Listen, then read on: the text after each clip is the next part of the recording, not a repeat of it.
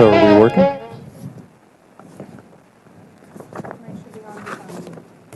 Okay, I just turned it on, so is it doing what it's supposed to do?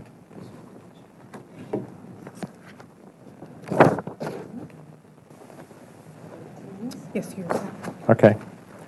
So the chair shall call the Monday, May 5th meeting of the Single Family Design Board to order. And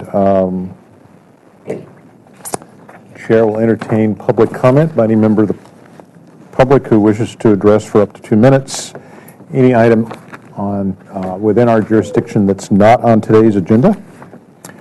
Seeing no one come forward, chair shall close public comment and go to approval of the minutes of the meeting of April 21st. Chair shall request a motion for approval. I'll move. Do I have a second? Okay. Let's see. Minutes, the 21st. So we have item 1, 2400 Mount Calvary Road. Any comments, requested changes, etc.? Item 2, 958 Garcia Road. Changes.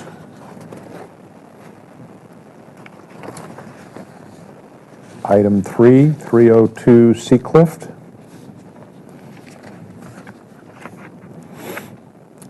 Item 4, 3635 Campanile Drive.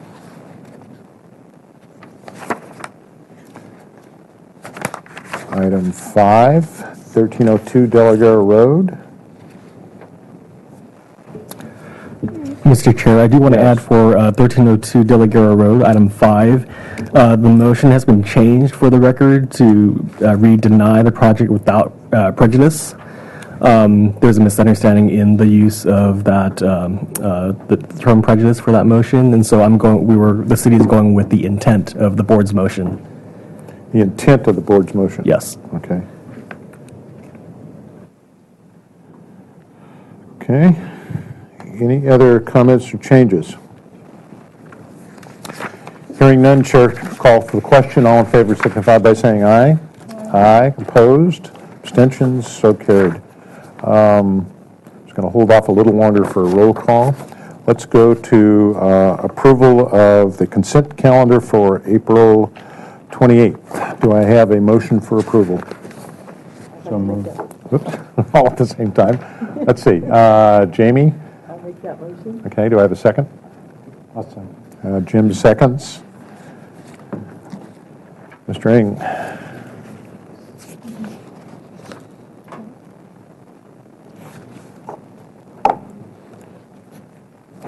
Okay. Do you have that? I'm sorry, I don't have the minutes for the 28th at the moment. Let's hold that in abeyance. We'll leave the motion and the second in place. Let's go to the consent calendar for this morning, May 5th. Do I have a motion for approval? Do I have a second? Second. We have a second, Jim. Would you go over that one, Mr. Ing? Okay, the consent calendar minutes for May 5th. Item A, 2016 Cleveland Avenue. This received review after final submitted. Item B, 19 Vista Del Mar Drive. This received final approval as submitted. Item C, 3626 San Remo Drive. This received project design approval with the NPO findings and final approval. Item D, 891 Jimeno Road. This received project design approval with the NPO findings, and it's been continued to staff for final approval. Item E, 612 Calle Granada. This item was continued 1 week to consent with comments to bring photos of perspectives from the proposed balcony. Okay. Items A through E, or I should say items A through C,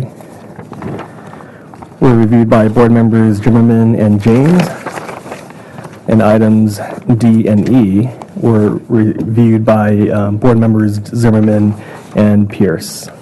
Okay, thank you. Any questions, comments? Mr. Ing, I do have a question on item C of this morning's consent, 3626 San Remo. Yes. We're in the middle of continuing to review those projects on those parcels.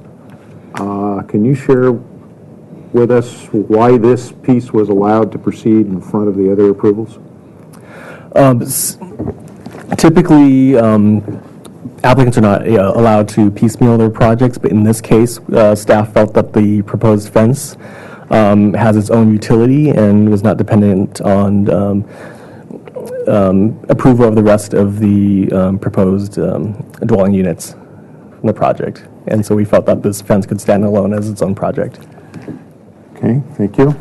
I will have a comment just as a member of this board, not representing anyone else, but I don't think that was appropriate. This is a difficult enough project as it is. It's been piecemealed by HLC and this board, and it just makes the whole project much more complicated to review. So I'm not, for myself, not very happy that that was allowed to proceed. Okay, Chair shall call for the question. All in favor signify by saying aye. Aye. Opposed? I have a comment. I'd like to make a comment. Is there any other action that could be taken regarding your concern about that, or is that just something on record? That would be something for on record. Okay. It's just it's an on-record issue. Anyway, the motion so carries. Can we go back to our consent calendar for April 28th? Yes. Yes, I have that here. The SFDB consent calendar minutes for Monday, April 28th. Item A, 2345 Edgewater Way. This item was given final approval as submitted. Item B, 202 La Plata. This item was granted project design approval with the NPO findings and final approval. Item C, 111 Forello Road. This item was granted project design approval with the NPO findings and continued to staff review for final approval. And item D, 2020 Foothill Road. This project received project design approval with the NPO findings and final approval. Oh, excuse me, it was continued indefinitely to consent for final approval. And items A through D were reviewed by board members.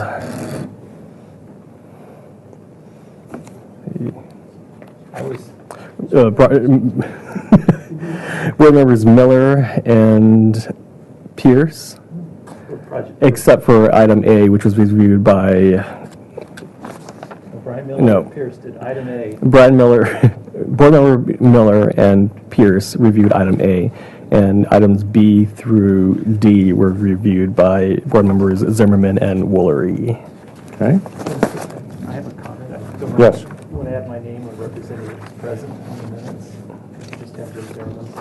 Sure, we'll note that. Okay. Any other comments, corrections? Hearing none, Chair will call for the question. All in favor signify by saying aye. Aye. Opposed? So carried. Do we have any announcements? Mr. Ing? Mr. Chair, I just want to note that board member Woolery will be absent from today's meeting.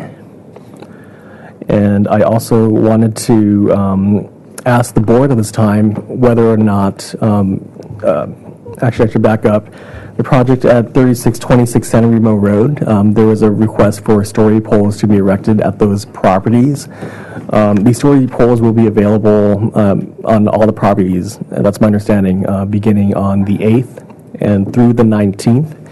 Our next single-family design full board meeting is on the 19th, and I would like to know if the board wants to do an official organized site visit or just have each board member visit the site individually and come back to the meeting to discuss. Okay, thank you. Before we go to deciding whether we want to take a collective trip, just a question for clarification. The current story poles that are there now are on the front portion of the 4 sites. I think it's lot 4 is designated. those poles were put in place because of HLC action? Or was it just the owner? I believe that was HLC action. However, I reviewed the minutes and I did not see that request being specifically mentioned. Unfortunately, our staff members who were at that meeting, they're both not here today, so I could not get clarification on that. Okay.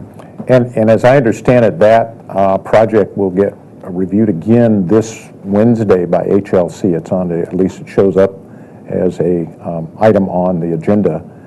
So I'm assuming that HLC will be reviewing those story poles? Yes, the HLC members have received notice that the story pole for that particular lot number 4 is up. And I believe they are reviewing those individually and discussing that at another meeting. Okay, and then additional question. I did go by and take a quick look at those poles this morning. What I wasn't clear on, that's why I was asking the question, is if HLC required those poles, did they require it to one of the 3 standards that are in our book?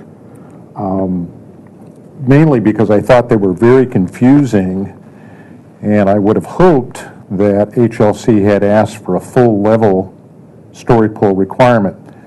Because if you read the requirements for a full level, it says they should be shown with vertical poles, string lines, etc. In addition, stake and string chalk the property and provide, oh, here it is. Provide clear forms, corners, ridges, eaves, rakes, outer plate heights, and ridge lines. And in looking at the poles this morning, they were very confusing because it's compounded by having them left a lot of the vegetation in place. There's a lot of trees, so forth. And I had just sketched myself this morning what I believe is the full requirement, which means you have to show the rakes and the eave lines, and I didn't see those in the poles there this morning, but that may not have been a requirement for HLC. So you say there's going to be additional poles, story poles put up for the other 3 properties, or the other 2 properties? I believe it's definitely for the lot. There was one lot that this board asked for story poles on. And did we give them a level of requirement? We requested the level B, which is the standard level of story poles. Okay. And so in theory, that's what's going to be put up, and that's what we're going to be looking at or deciding whether we're going to look at collectively as a group or individually before the 19th, correct? That's correct. Okay. So just clarifying that. Anybody have questions before we go to some discussion? Yes, Mr. Chair. The architects mentioned this morning that 3 of the 4 units would be story pole before the next meeting. I don't know why 3, but that's what they said when they came to consent this morning. Okay. So we're assuming it's not the existing house. So that would mean the other 3 lots that they're proposing, correct? And someone also mentioned there were 6 different permit applications for that one address, and I'd be curious to know what they were, if There's 6? that's I understood there was 4. Do we know what 5 and 6 are? There are 4 that SFDB reviewed at the last meeting. The 5th would be the property that's being reviewed by HLC. The 6th was the fence that was reviewed this morning. Okay.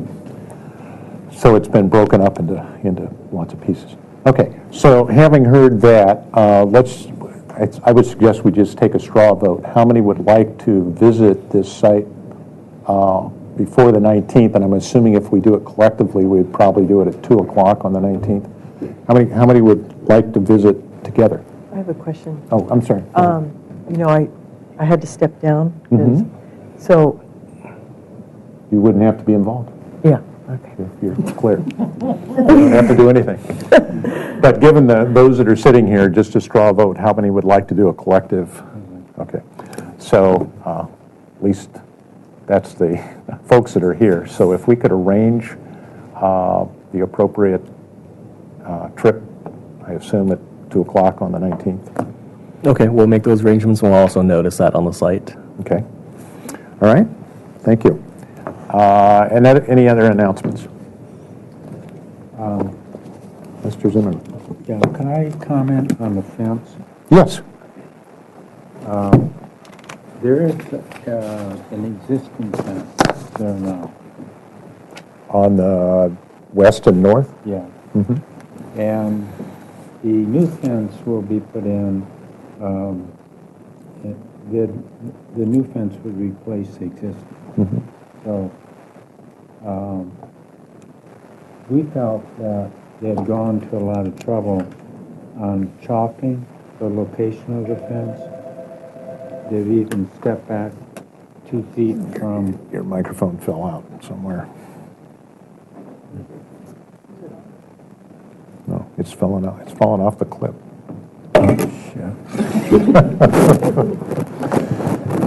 so we felt that there was enough information where it wasn't causing any conflict. So that was our feeling. So. And I appreciate that. I understand that. But I have a real problem when we get an applicant trying to split the review. And I personally like to see everything in context. And if we've got this complicated a project where they're introducing an HLC piece and a single-family, and I'm sure the fence was probably perfectly fine. I trust your judgment. So I'm not bringing that into question. I just think that this particular applicant is using all of the nuances that make our job more difficult. So that's just the way it is. Yeah. And it's been done. It's water under the bridge. Okay. Let us go to anything else, Mr. Reed? No other announcements at this time. Okay. Let us go to Ms. Weiss.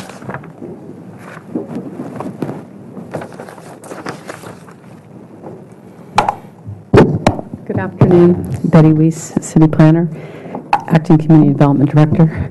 I'm here as I come annually to update the boards and commissions on the city's budget, financial plan, and operating budget. So this fiscal year that we're going into, 2015, is the second year of the 2-year financial plan. The city's typical financial planning process is a 2-year plan and then an annual budget. There were many years, I'm guessing maybe 3 or 4 or so, where we were on an annual basis because of so much uncertainty and the downturn in the economy. But we did produce a 2-year plan, and so this, as the second year, the amount of information and the budget review process is more simplified, and we're really focusing on changes from what was projected to be happening in this 2-year, the second year. As I always do, I encourage you to check out the budget document if you're interested. It's available online, starting with the introduction from Jim Armstrong, the city administrator. That gives you a really good overview of the budget process and highlights for this year. So that document is available. It was presented to City Council. I have the date. I think it was April 22nd. It was presented to City Council, and now boards and commissions and various departments are cycling through the budget review process. For the Community Development Department, we have 2 discussion dates with the Finance Committee. First, tomorrow, May 6th, we'll be reviewing the fee resolution and any changes we have recommended for that with the Finance Committee. The Community Development Department will have its budget presentation before Council on May 14th. And also, Council is scheduled to have 1 or 2 meetings in June when they deliberate overall after having heard all the department presentations. So again, from a big picture standpoint, I think you get that when you read the introductory piece, but it is positive for us this year. Perhaps you've been hearing good reports in terms of city revenues related in particular to the transit occupancy tax, or TOT, for hotels. That exceeded the projections. I think overall you can say that the city's budgeting process is fairly conservative. We have to estimate and project a lot of things, and we try to be as realistic as possible, but I think we were a little conservative in that area. We also have, as you know, for several years now, been reducing expenditures and have shrunk the organization.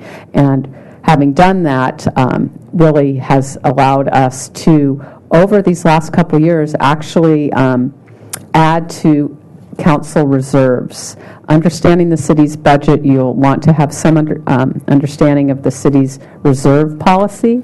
There are a couple of different reserves. One's an emergency reserve, and then another is just an operating reserve. And that reserve, the general one, has a 25% of the total budget as the policy goal. And so we have been short of that overall, but working towards it instead of further reducing it.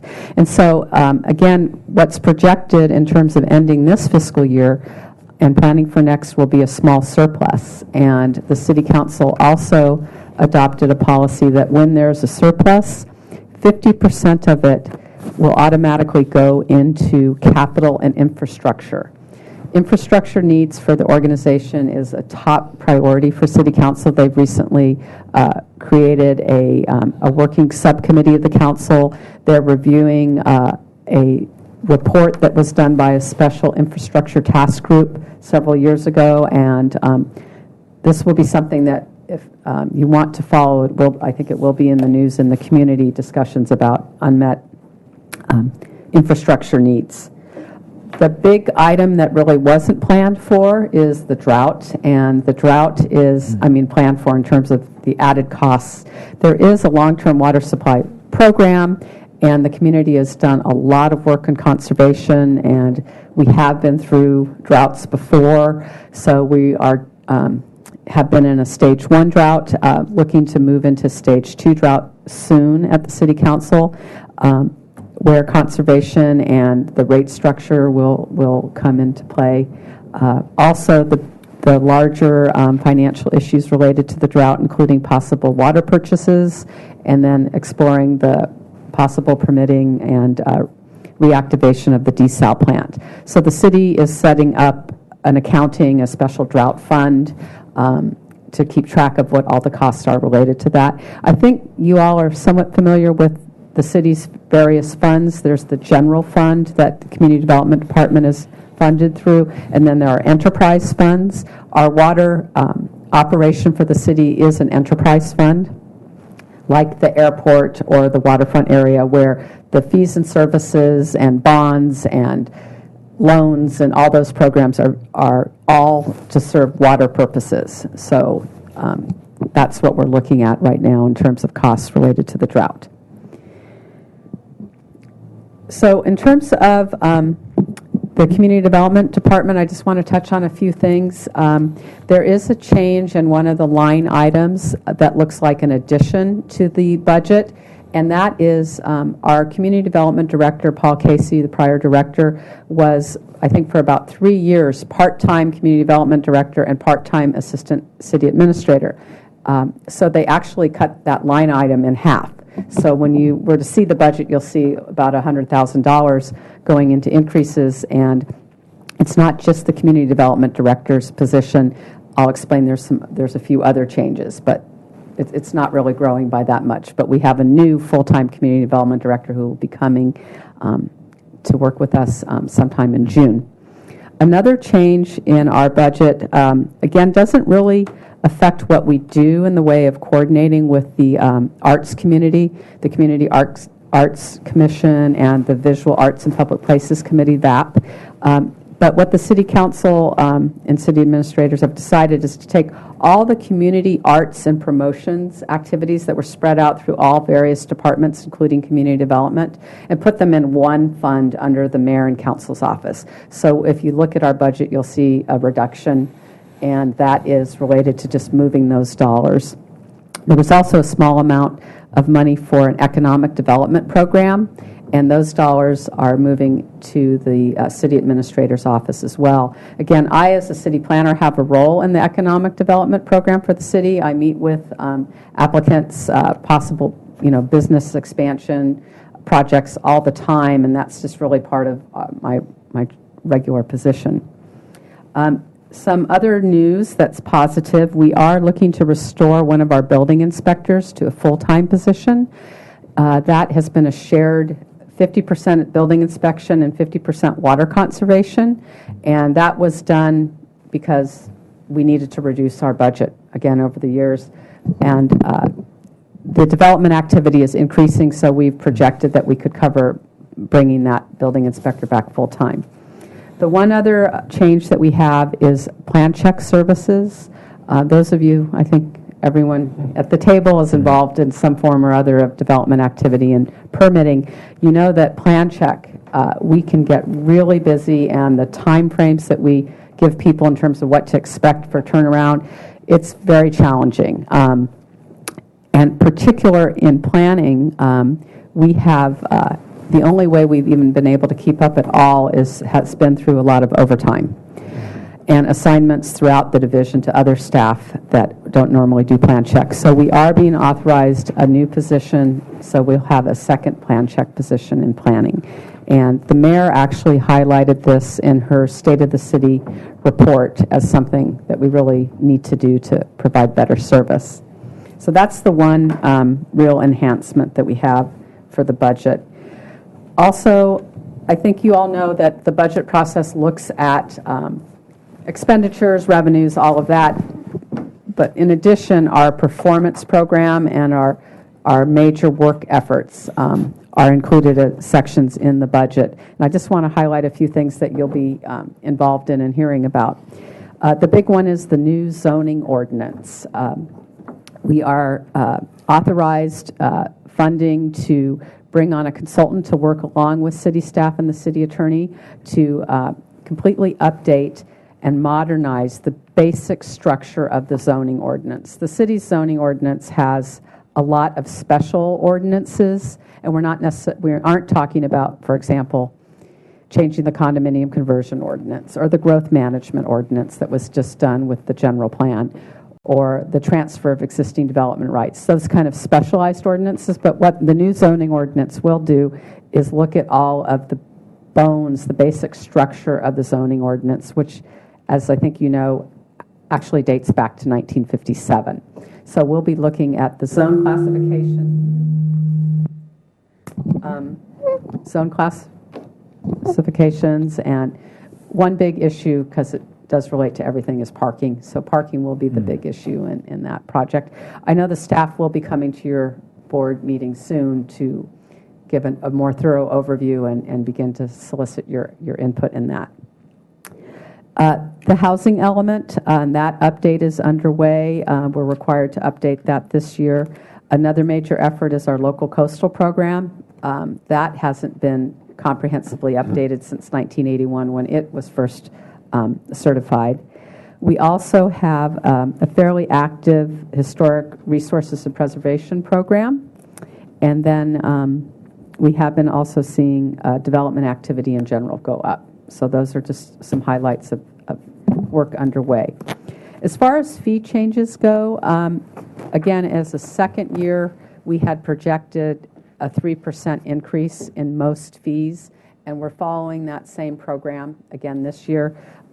Fees where there aren't changes, I think you'll be interested to know what those are. Appeals, the appeal fee is not changing. Minor coastal permitting fees aren't changing. The mailing list and posting notice, that yellow board, that's been pretty much a static cost, and there isn't any need to update that. Zoning information reports is a program we have that, I should have mentioned that on major work efforts too. We're working with the Santa Barbara Association of Realtors on zoning information report improvements. We're not changing that fee, or at least these are our recommendations that will be presented tomorrow to the Finance Committee. Minor over-the-counter zoning approvals also staying at $75, and a hourly rate on the occasions that we charge an hourly rate, $135. That's not changing either. But your general permit review process fees would be going up 3%, and we do a small rounding, either up or even down. Sometimes if it's so small we don't change it, we'll catch up another year. So I did want to touch on the subject of stipends, as we have discussed that at every meeting when I make the rounds to the board and commissions. The city administrator's staff recommendation does not include a stipend for boards and commissions other than the continuation of the Planning Commission based on the council's prior action. I do want to let you know that there is a sum of money, approximately $1 million, that was identified to be somewhat, I don't really want to call it discretionary, but wasn't planned in terms of the budget that the council will be considering, and I know that they will be getting requests from community members, be it for additional summer solstice funding, the 211 human and mental health services referrals, a variety of things. And I'm just encouraging each board to take a minute to discuss that issue if you would like, or any other questions you might have for me, and suggest that you can approach the council either at our meeting on May 14th, any of the public hearings, or the June meetings, which will be general balancing and discussion as a whole. If you want to make a request related to stipends, I can tell you that last year, when I went around to each board and commission, I've got really a range of opinion, and I know it's difficult. I know my recollection is that this group, you have a little bit of a divided opinion. I just need you to know that the city council is going to be the one that would respond to your request, and anything I can do to help clarify that or facilitate you in getting a message to them, but I really think it's best if it's a message from the various boards. When I went to the ABR, they're the first board that I saw last week, I think they just decided to continue to just generally hope that the council knows that they think they are important, the stipend. They're particularly interested for the council to think about it for recruiting of members, and understanding the difficulty of being a sitting board member asking feels awkward to people. But, you know, believe me, other people are asking for things that they think are appropriate as well. So I'll be talking with the Historic Landmarks Commission on Wednesday as well. Thank you. Thank you.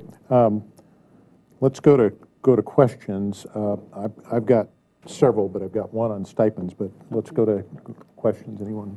I have a question regarding stipends too. At the last time I went to the city council, another architect stood up and said that the stipend should go into funding zoning. That the stipend funding, we shouldn't have a stipend, but that money should go into zoning enforcement.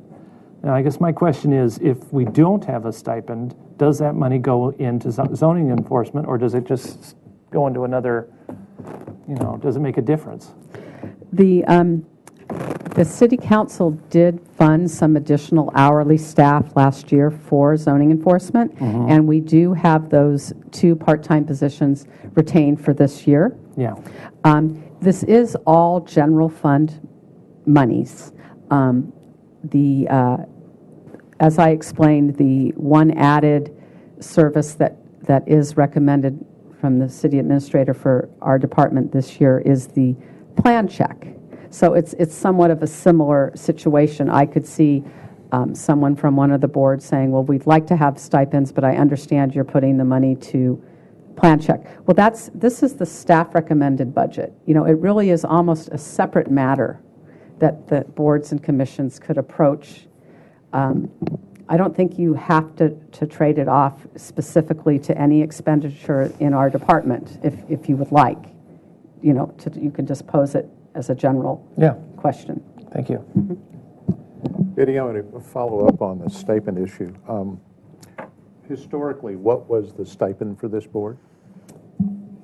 I think this board had stipends for maybe like 2 years. What was the dollar amount? Well, it was more or less $50 per person per meeting that you attended, and it was $25 for the consent reviewer. And again, you all have taken different tacks with the consent, sharing and reviewing together.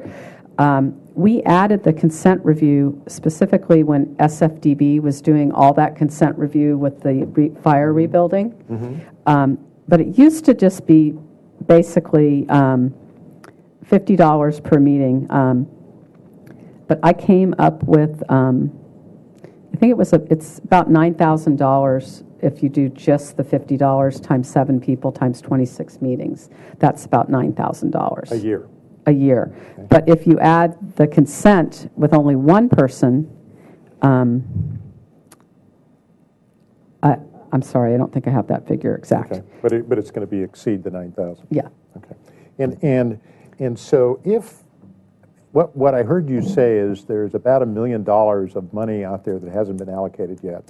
But apparently the council will have to make some decisions on how that's to be allocated. And in theory, if this board chose to go to council and say, council, we would like our stipend back, essentially we'd be asking for $9,000 roughly.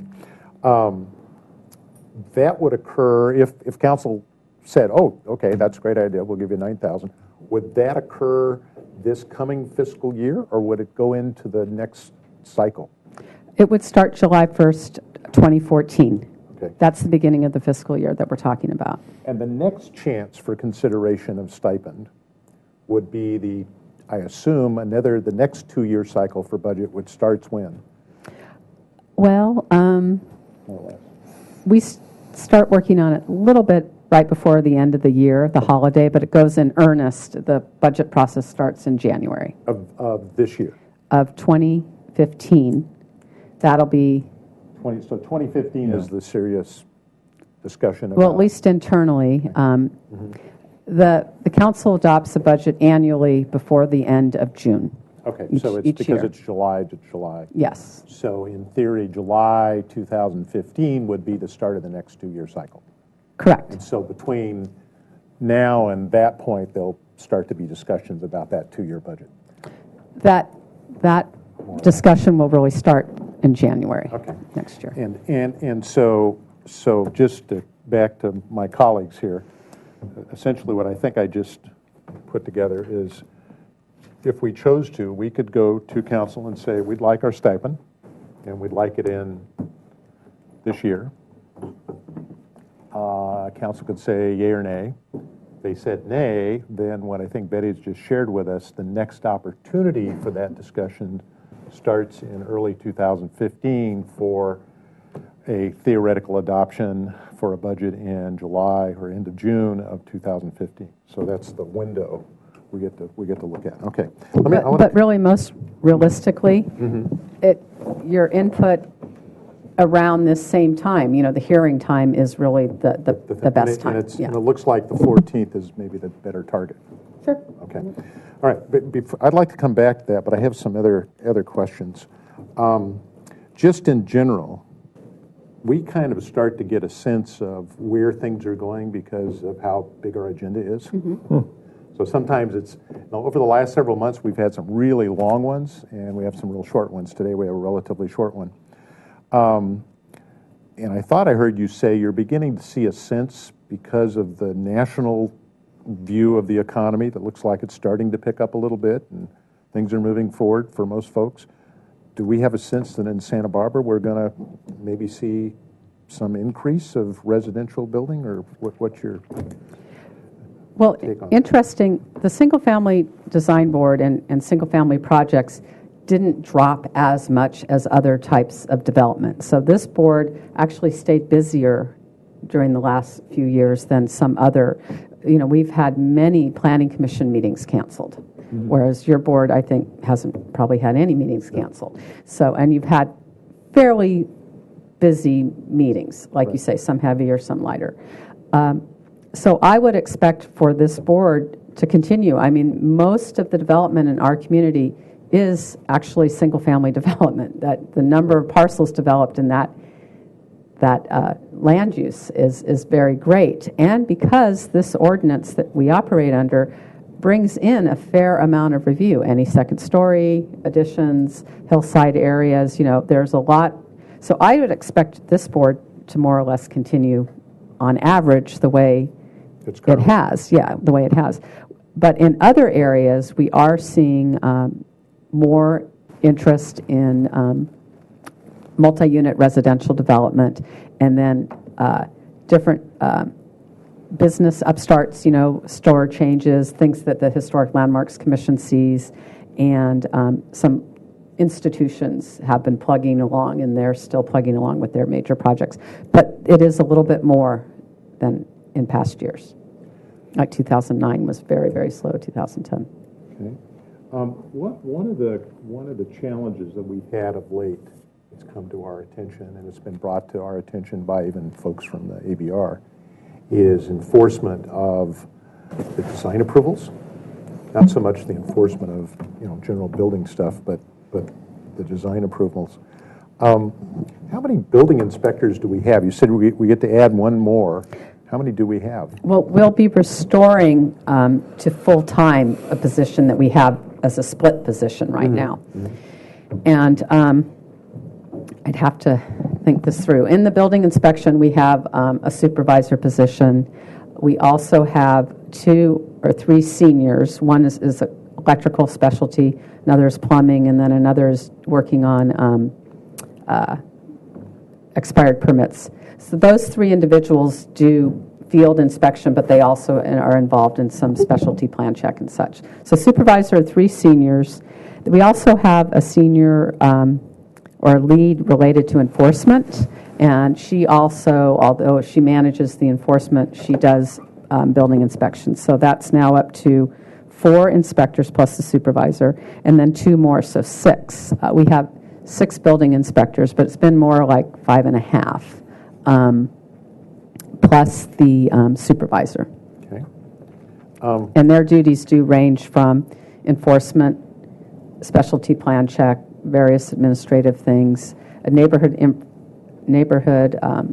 task force is an assignment that we're on, and then general building inspection. And they do inspect the projects based on the approved plans. And so their inspection does include the approval process. So if the plans show an ABR approved landscape plan or historic land or single family design board, massing and window location, all of those features that are on the approved plans are what the building inspectors base their inspections on. And as I understand it at this point, in the city process, in the toolkit that the city has, if there are significant violations of those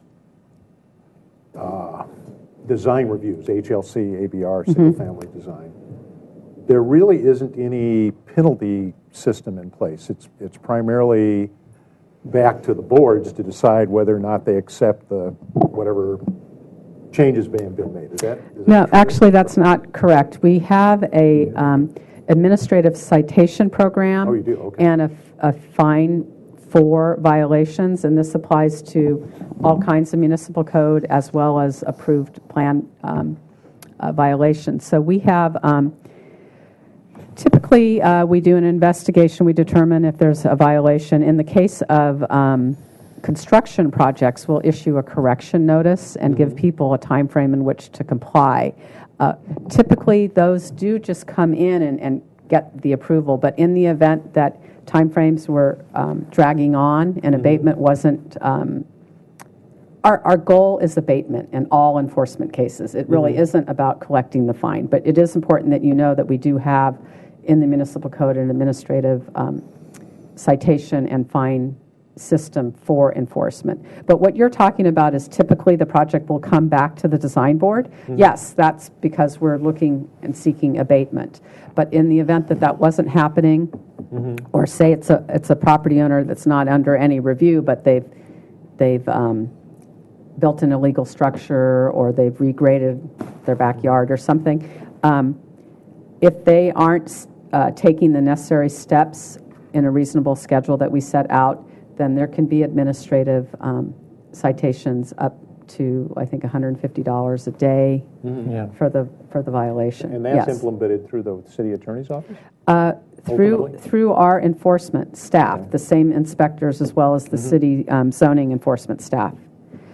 A case will get referred to the city attorney if it's not resolved, but no, the staff level is we administer the citation program. And then moving to your zoning effort. Oh, yeah, Yes. and so. A lot of things we continue to see on this board is we see what I would call clips.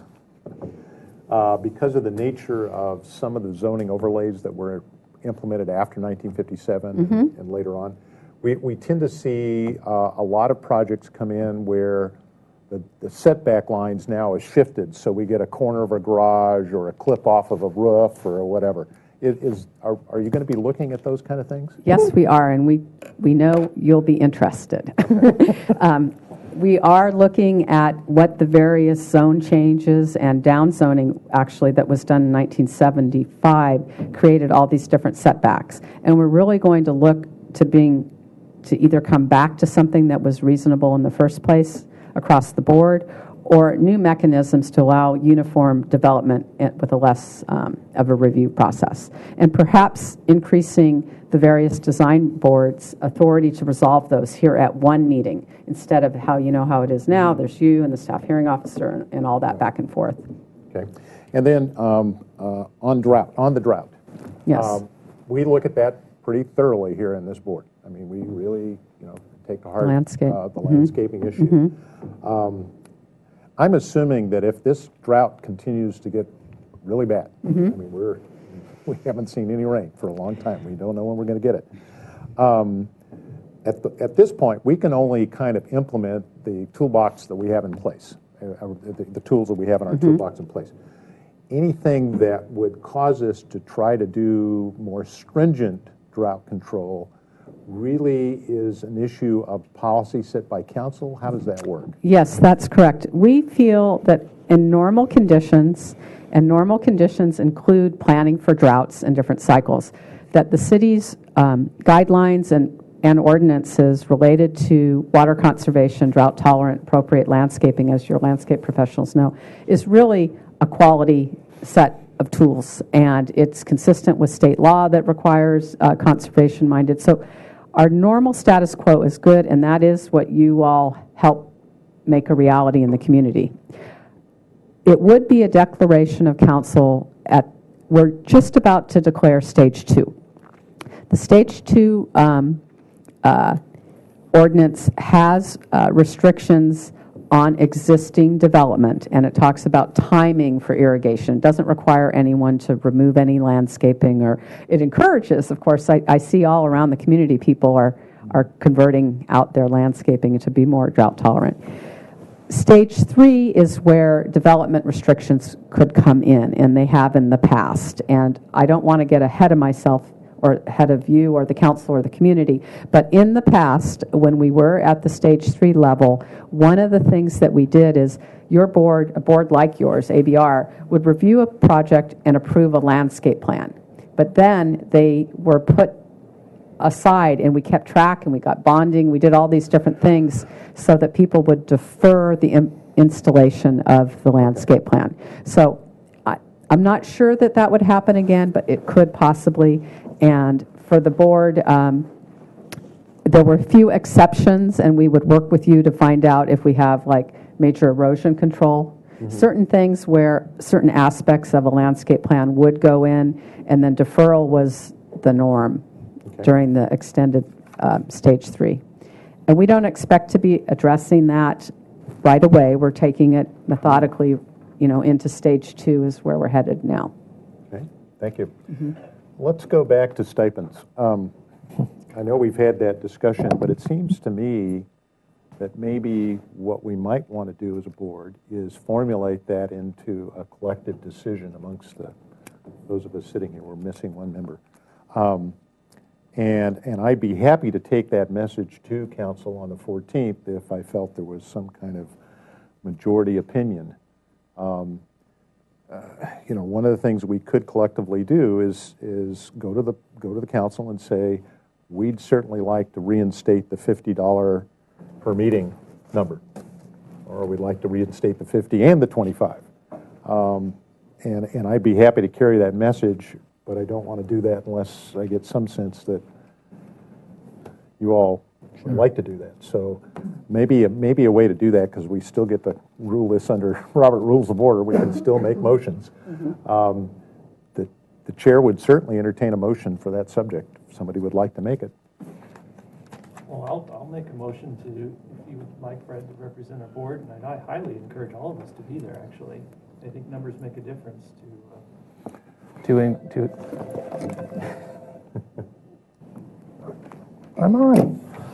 I'm on. Anyway, make a motion to have you attend this, the Board of City Council meeting on the 14th, is that correct? To encourage the inclusion of a stipend, and I'd also encourage the rest of the board to attend as well, because I know numbers do make a difference, so that would be... You want to put a dollar number on that, or just stipend back in? $50 per meeting, I think, is an appropriate amount. Okay. Do I have a second? I'll second. Okay, we have a second. Anybody want to discuss further? Okay, hearing no further discussion, all in favor signify by saying aye. Aye. Opposed? Abstentions? So carried. All right, I will carry that message to council on the 14th. That's a special meeting date. It's a Wednesday, and it starts at 1 p.m. in the council chambers. Okay, thank you. Thank you. Okay, thank you, Ms. Weiss. Always good to hear from you. Okay, let us go now to our, where am I? Second item, there we go, 3425 Sea Ledge Lane. If you could come forward, please.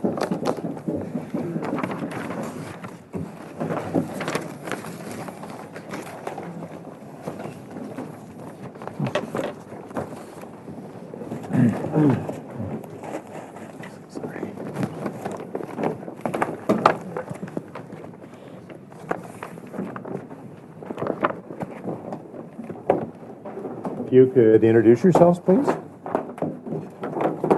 My name is Peter Becker. I'm the architect, and my associate Tom Henson in my office is here, and then Jacques Habra is the owner.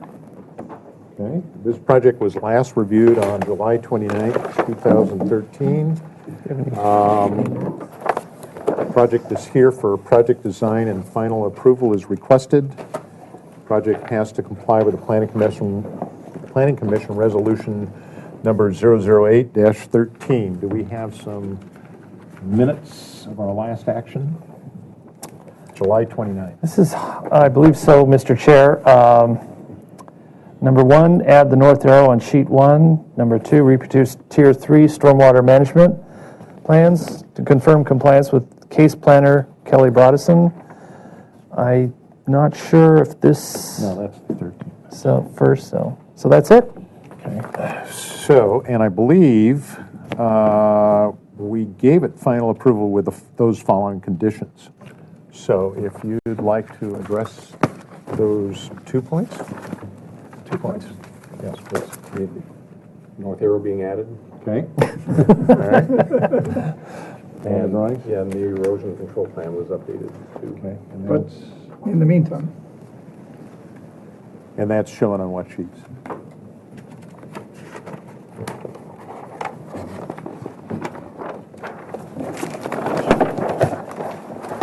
Actually, the sheet over there is the most current for the erosion control plan. At the time we submitted this, we didn't have the information to finish it, so we brought the latest erosion control plan and landscape plan with us over there. Okay. All right, thank you. Anything else to present? yes, the owner, Jacques, here, decided that the house was not what he wanted. The house was not the sort of contemporary-looking house that he had imagined having on this lovely lot. And he wanted a house that could take advantage of this site better. And so he came to us, and we have worked very closely with staff to see if we can do something on the same footprint that would achieve what the owner wanted. A more contemporary house that takes advantage of the fabulous views he's got from his site. And so one of the main things we did was there was a two-car garage that had one of the most glorious views in Santa Barbara, the ocean. And, we decided to exchange that with 2 bedrooms in the back that had no view at all. And so other than that, and then there was a carport that we enclosed. And other than that, we stayed with the footprint, and the rooms are pretty much where they were before, but we've given it a new look. Okay, maybe you could show us on the plan where the change was made. And we limited the basement. That's right, the basement, there was a basement that we got rid of.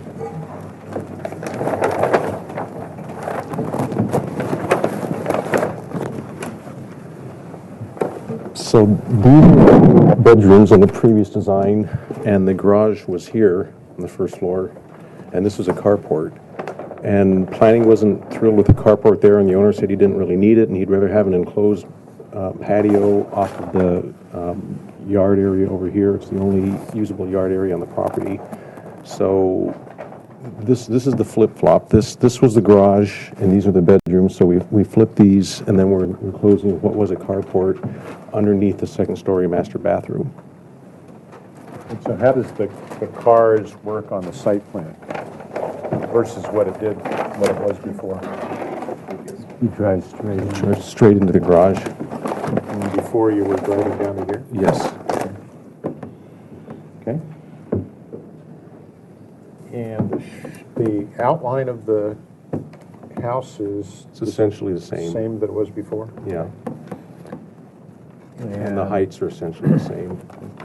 What did we approve previously? So- Is that- oh. Let's take a look at what we looked at last time. So because we gave it a final approval last time, we probably need to kind of make sure we understand what you changed.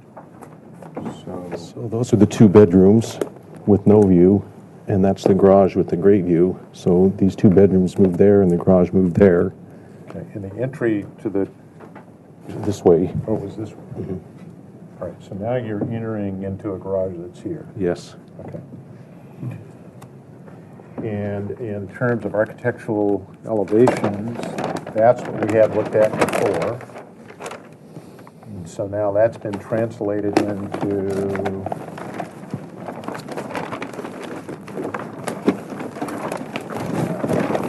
this architectural. I'm gonna get a paper cut. So can you share with us what the window systems are and what the materials are and how they, because this one was a combination of looks like stone veneer, some lap siding, not sure what kind of windows they were, and a shingled roof. So where are you at now? Well, we like the horizontality of and the natural feeling of the siding, so we've kept the siding in two of our sort of boxes that we've made, and this area right here and the garage right here. The rest is plaster with a warm gray cast to it to look similar to the natural Santa Barbara sandstone walls that we have on the site, and then sort of anchoring these forms to the site. We have a couple of chimneys that are made of stone, and the windows are Marvin Ultimate clad, bronze color.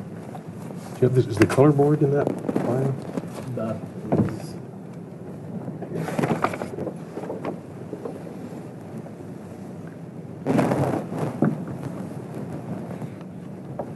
So it's that color.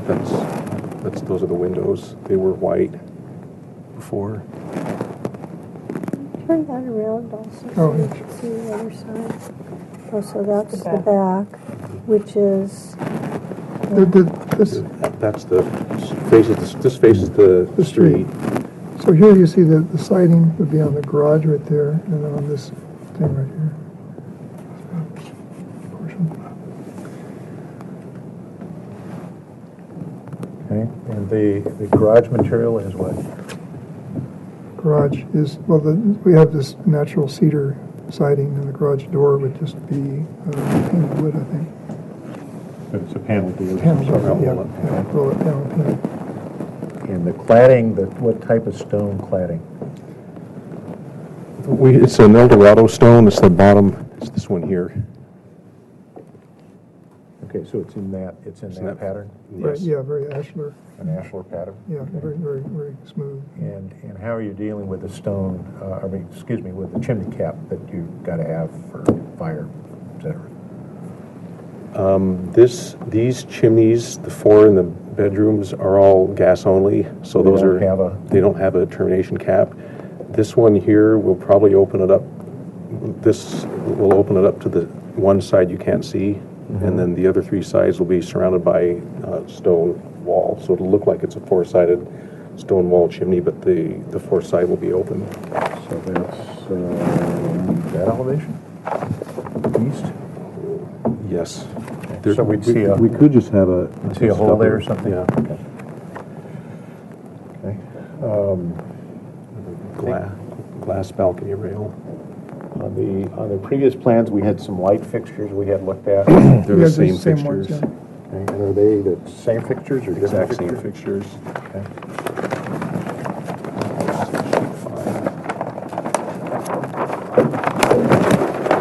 Okay.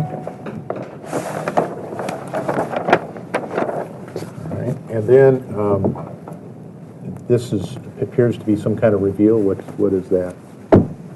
We're just using little reglets in there to separate the massing.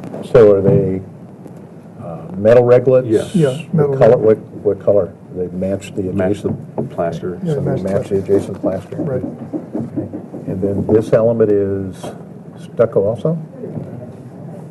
And these roof, are those wood or what I are believe they? we have, that's cementitious board to look like a version of the post and beam system on all the windows. So that's this material here. Yeah. Okay, anything else that you want to present? I did present the plans to both adjacent neighbors, and both were very supportive and appreciated the adjustments that were being made. One thing is that, as far as context in the neighborhood, the neighbor directly next door has a house that is very contemporary and has a lot of the look of this. You might see that in the photographs there. Okay, thank you. And the other thing is that Yeah. So that, Over here. this this is one of the most inconspicuous houses for all of its fantastic views.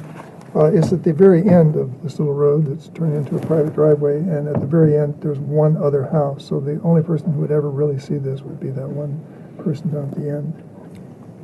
And we are aware that that person did attend several of the previous meetings and expressed their concern about, their various concerns about the design as it was proposed at that time. So is this the neighbor? That's the next door neighbor. Okay. Okay, before we go to questions to the board, let me open it up to public. Anyone wishing to speak to this item can come forward at this point. Saying none, chair shall close the public hearing and bring it back to the board for questions. Brian, question? I don't have any questions at this time. Okay, Thank you. No questions. Bertie? I wanted to know what was the, the approved design, what was the FAR on that? Because I see this one is 93%, It was 87. so it got bigger. Okay. Okay. No questions. No questions. Glass color. What will be the glass? All of this glazing, what's the color?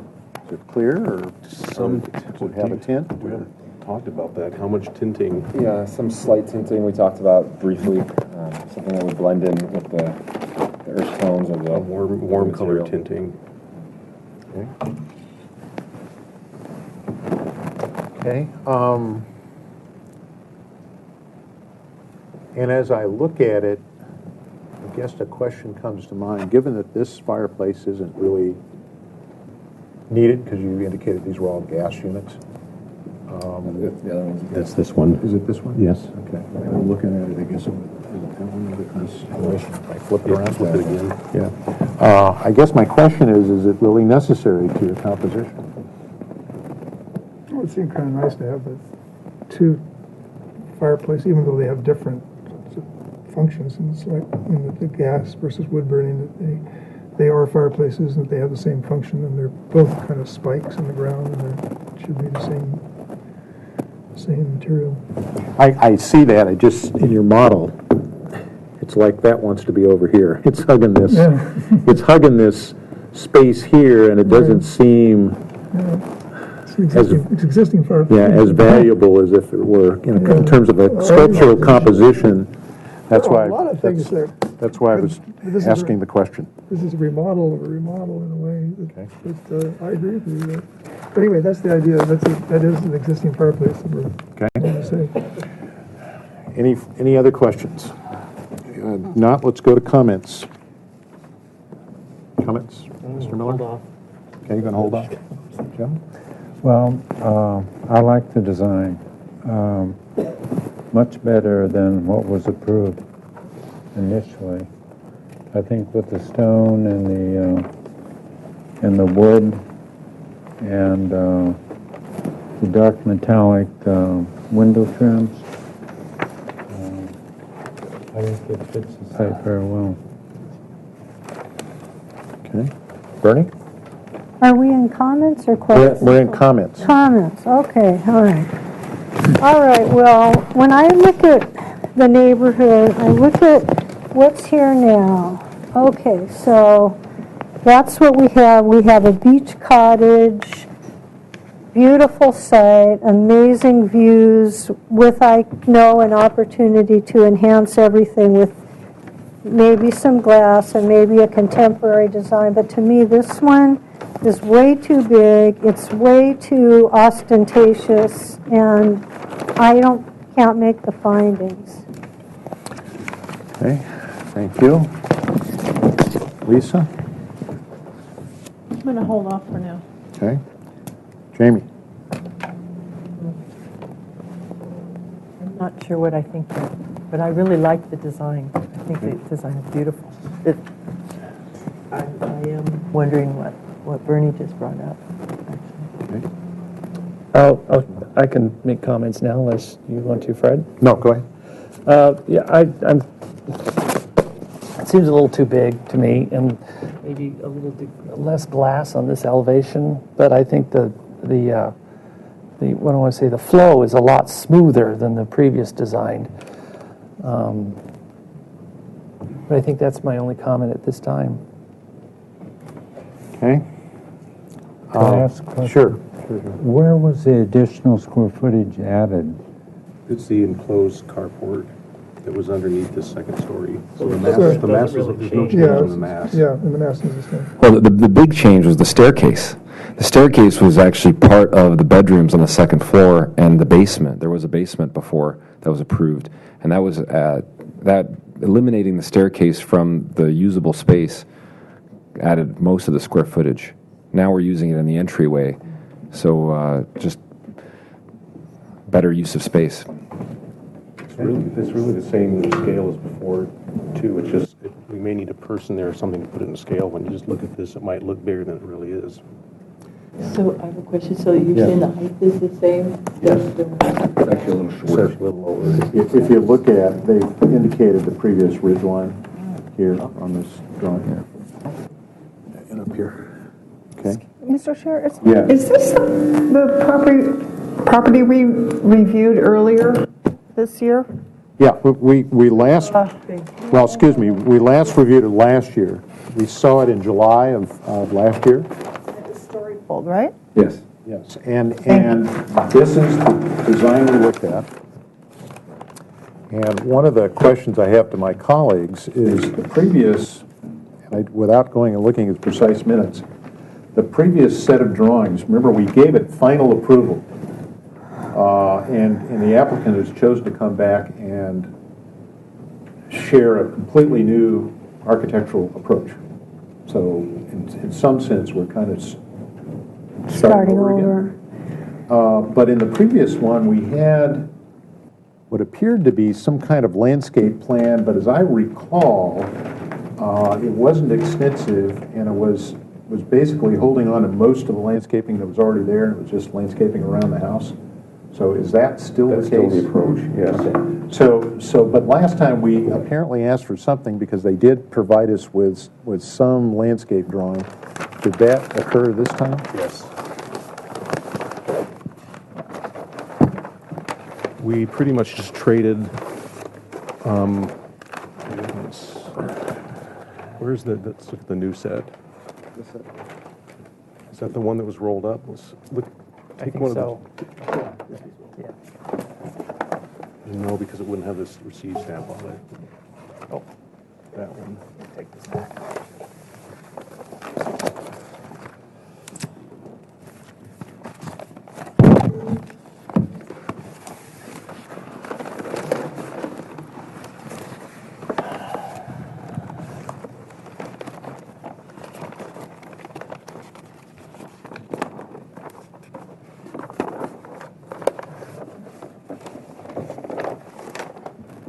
So basically, we took this used to be landscaping, and now it's driveway, and this used to be driveway, now it's landscaping, so we flip-flopped the two.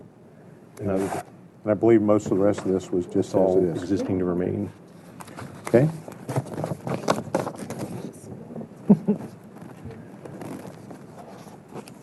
So in other words, this is basically what's there now, No and this is change. the change here. We flip-flopped. This used to be there, and the driveway used to be there.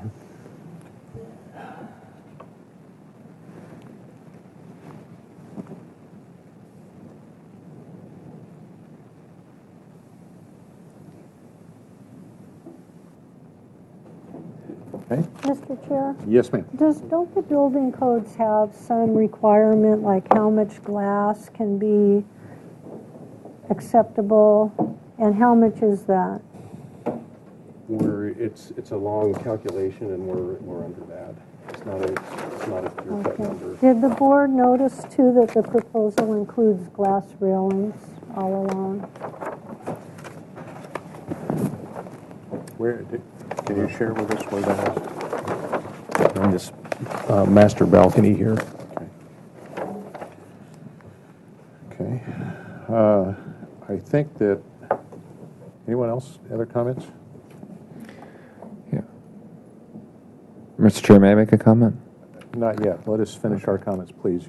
Make a note of what you'd like to say, and I'll allow you to do that after we're finished.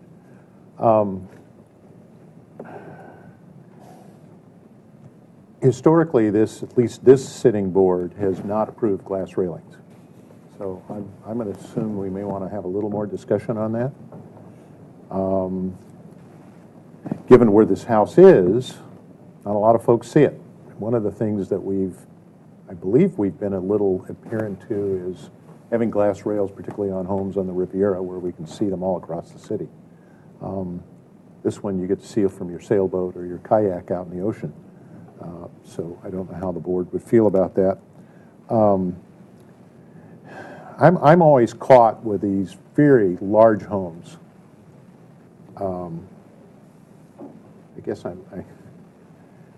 just can't believe people have to have these big homes. It just drives me nuts.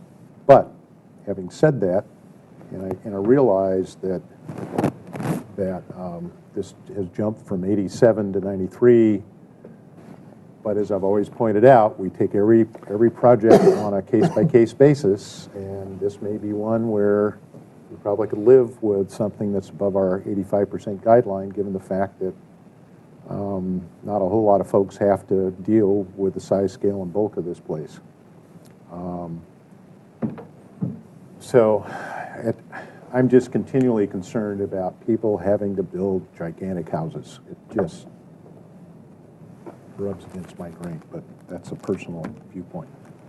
I am a little concerned about the glass railing issue, only because I know my colleagues have felt fairly strongly about that, but I guess I want to hear from you all first. I have some comments. When I was thinking about the two, it seems very large, and I'm very familiar with a lot of the homes on Sea Ledge Lane. A lot of them are Spanish colonial. Some look horrible. It's quite a hodgepodge in there. And so I tend to agree with you that it seems like a large house. However, in the context of this one, we already approved a structure that was already this big, other than the fact that you enclosed the carport. And it doesn't change the heights. I think if that wasn't part of the mix, I would really tell them to shrink the house. It's just too overwhelming, or it's not but I think, if you compare what this is, and I'm not a proponent of modern architecture, if the board knows, the flow is a lot more easier to look at than what was originally planned. So I think under that context, I would tend to support this project, but normally I probably would raise my shackles about it. Okay. What about the glass rail? Any issue? I would think, I don't know how they treat glass railing in an ocean climate. Doesn't it get real dirty? They have a new material that cleans itself somehow. Like the salt air hits it, and it's really simple to clean. It's self-cleaning and self-regulating. Really? Yeah. Okay. And the house before, you mentioned the neighborhood compatibility. It's 5,800 square feet, and it's 18 feet taller than this one. Oh, I know. So it's just this is going to look like minuscule next to that one. Okay. Okay, back to further comments. Jim? Yeah, I think that there's enough glass in the front, and I really don't think the glass railing should be added. I think you can create a see-through effect with cable, and then you won't be getting that reflection from the ocean.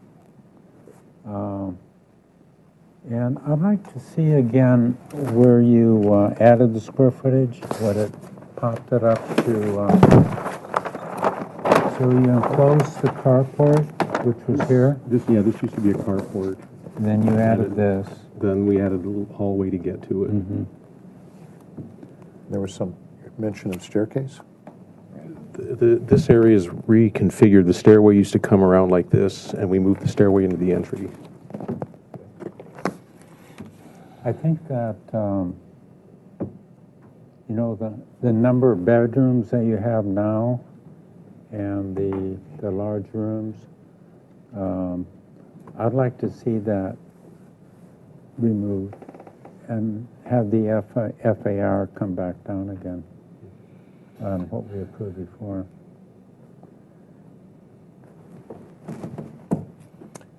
Bernie, any further Yeah, I comments? do have quite a few things to say. I'll try to keep it short, though. By the way, did anybody see the LA Times today, Yes. front page? It's exactly about this. It's exactly about Same issue. this. It's the same issue. It's mansionization of what was a little beach house is turning into a mansion. And I can get that the site is appropriate for a very substantial, beautiful house, but I just think you read our guidelines, you look at what is supposed to be happening for a proposal over 85% of a maximum, and that's the maximum. And this is a small constrained lot. A lot of the lot sizes, it's a bluff top. It goes not even a flat.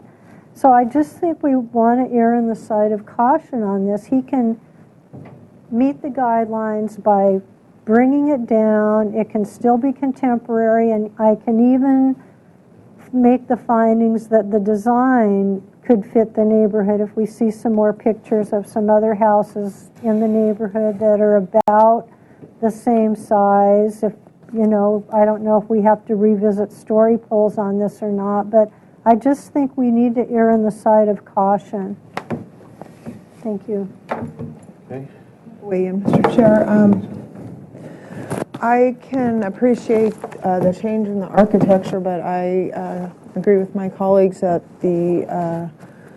it's just a little too large, and if there's a way to scale it back, I would be more supportive of it. In regard to the glass railing, I don't think I have a visual enough to make a decision one way or the other, and I do wonder, does it cause reflective problems for boats or any of that? No? Okay. Jamie? Yeah, I actually feel that it would be a really attractive design, scaled down a little bit.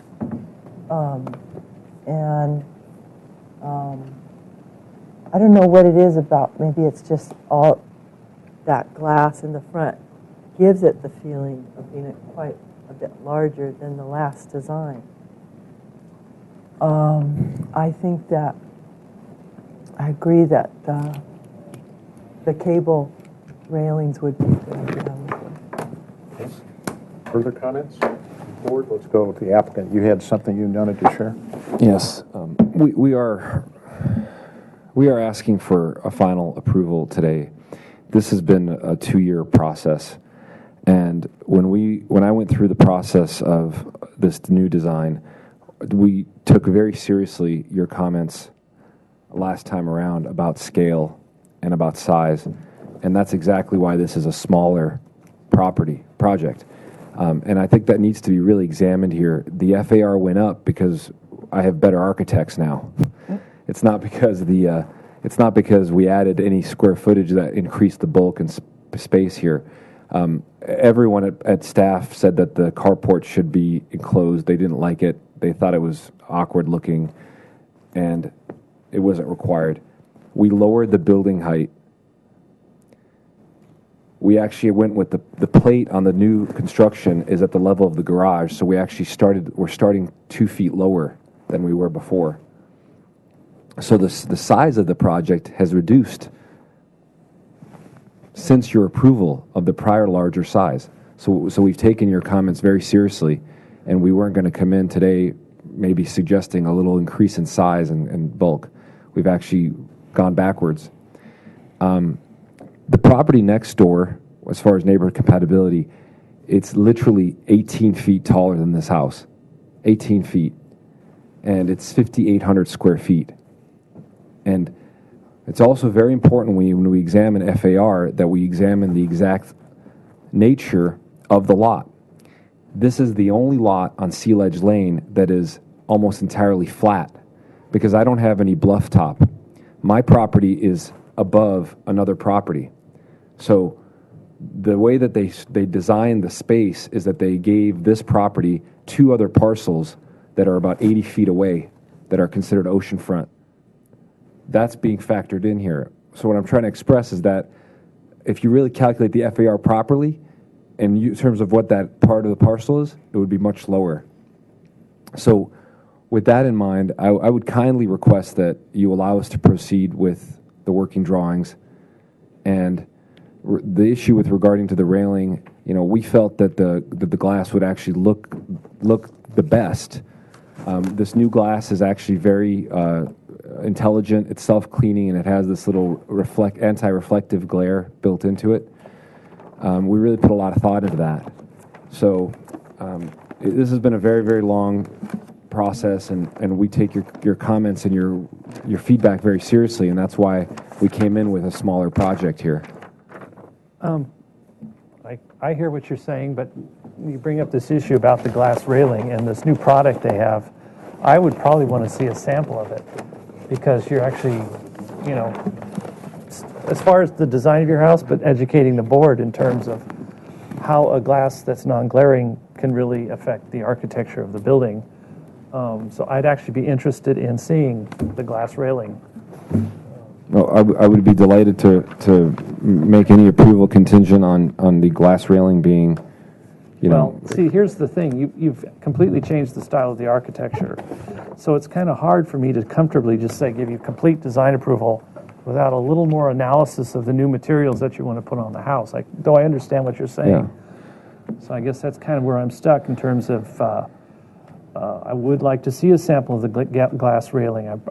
Something so I have a little more comfortable position in terms of approving that kind of a system.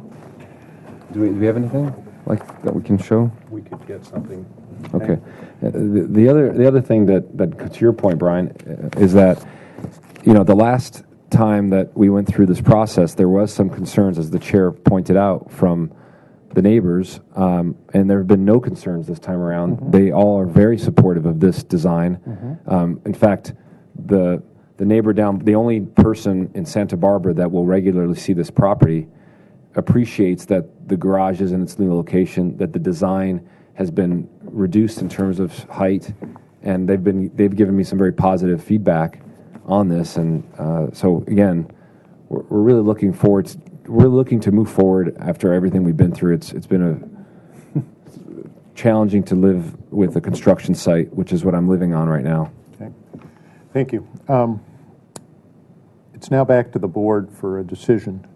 One of the things that I'm a little perplexed about, even if we were in agreement to give this final design today, I don't see a set of final drawings here. That's what I'm puzzled about. Because my understanding is when we give final design, we're supposed to see a final set of drawings, not one that's marked preliminary and certainly has most all the sheets.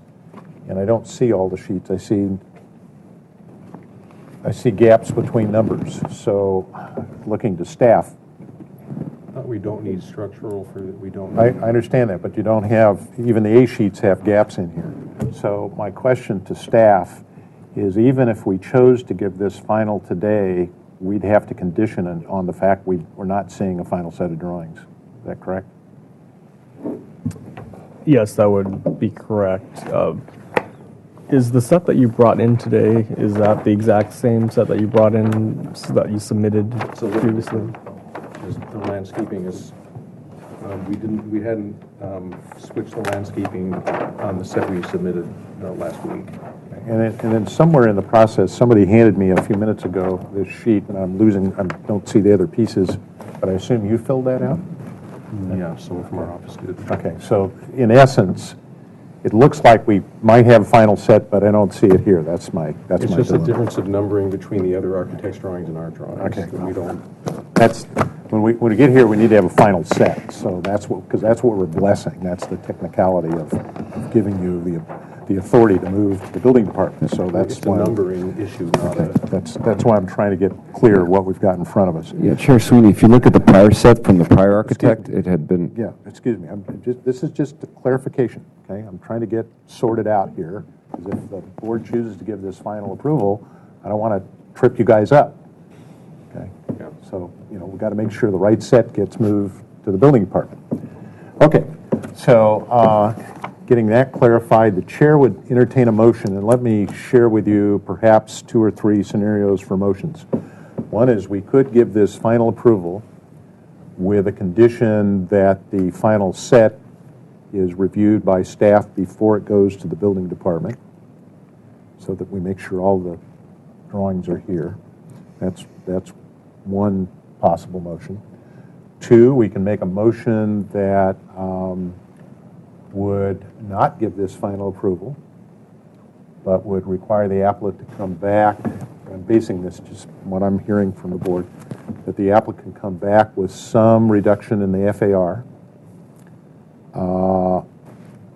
We could give this project final approval with the exception of the glass railing versus a cable railing. I think those are the 3 possible motions that could be put on the floor, but Chair will look for someone to compose a motion.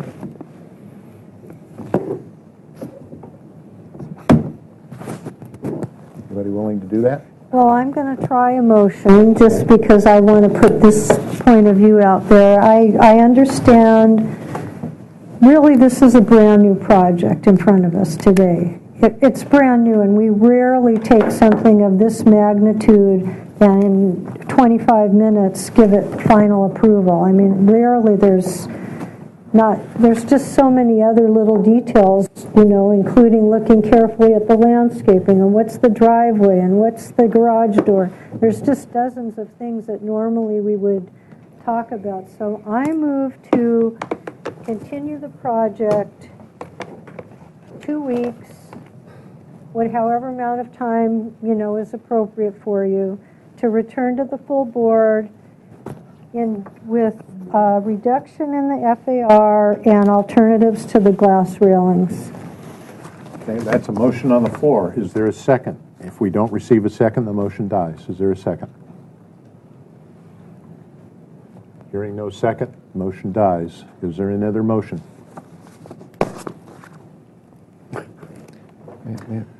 Okay, hearing no motion, the chair is going to attempt to propose a motion for consideration.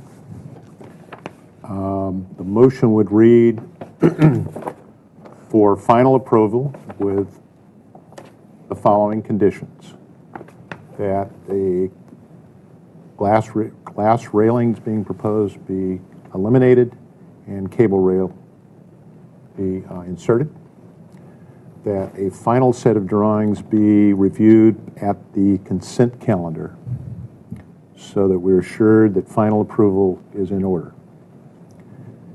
That would be my suggested motion. Is anyone willing to accept that as a motion? Hearing none, that motion fails. So the chair is still looking for a motion. All right, I'll try it. Board, I want to make a comment to the client because I understand what you're going through, and I think part of the reason we are having a problem on this is we kind of feel what you're going through. Why does it keep... I'm on. So that's why there's a hard time passing the motion, because we as architects and designers, we know exactly what you're going through right now. However, we also have a responsibility of being on this board that what we approve is under the context and jurisdiction of the guidelines that Bernie has been pointing out.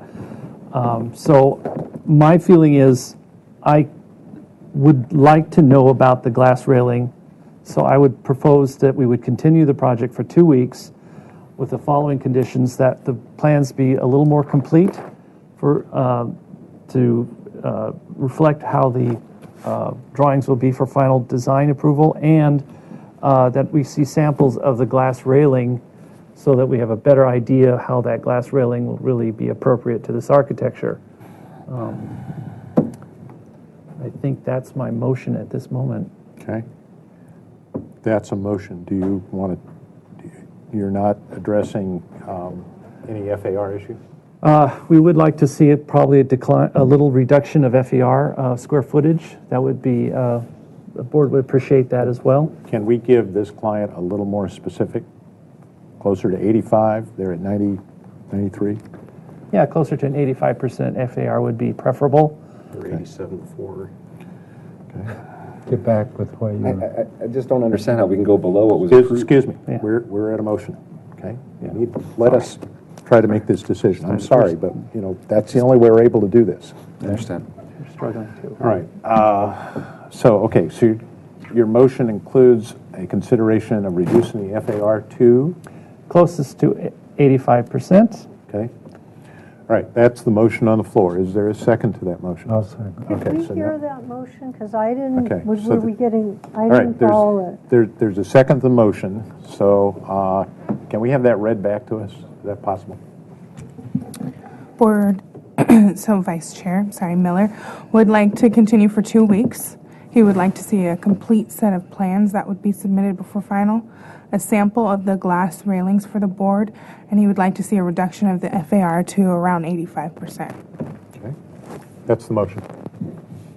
Okay, is that clear to everyone? Okay, so there's a first and second on the floor. The chair calls for discussion. Any further discussion? Mr. Chair? Yes, ma'am. So with the sample of the glass railings, what kind of decision does that leave for us option-wise? That's a good question, because this board, aside from what I'm saying, is against the glass railing. So, we're kind of leaving them in a lurch just in terms of whether we want the glass railing or the cable railing. So, Yeah. It's the reflective quality that we want to look at.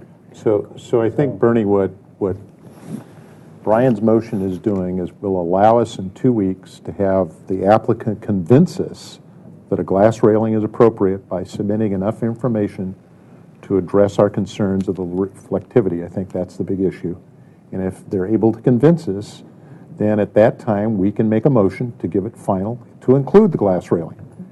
If we're not convinced at that motion, we can tell them to do a cable railing or whatever else. But basically, we're giving them opportunity to come back and present us with documentation and data that would convince us that a glass railing is appropriate in this particular case. So it's the burden is to the applicant to convince us. Because we're not, what I think the motion is outlining is we're not able to do that today because there's not sufficient information for it to convince us. So that's kind of what Brian is allowing to happen by the way he's made the motion. Okay, is that clear? Okay. Any other questions? Okay. Chair calls for the question. All in favor signify by saying aye. Aye. Aye. Opposed? Aye. One opposition. Any abstentions? No abstentions. Okay, so we'll see you in 2 weeks. Thank you. So there's no further discussion about this? No. Okay. We'll come back in 2 weeks. Thank you.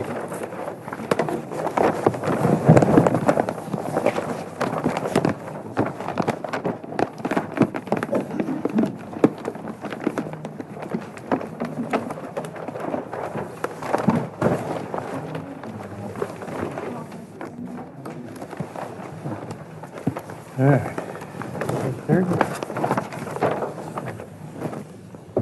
Let's go to item 3, 296 Schulte Lane. Good afternoon. Let's clear some of this stuff off of our site. This project was last reviewed in January 13, 2014. Project design approval is requested.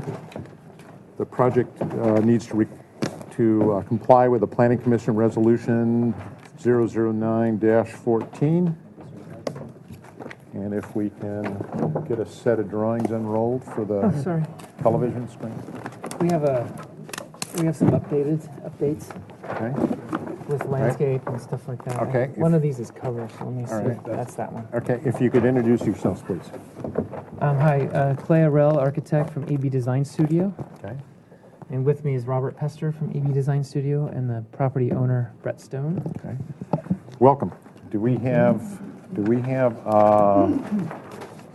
minutes, comments from our last? Since I have no financial or conflict of interest issues with this project. I'm going to stay on the board.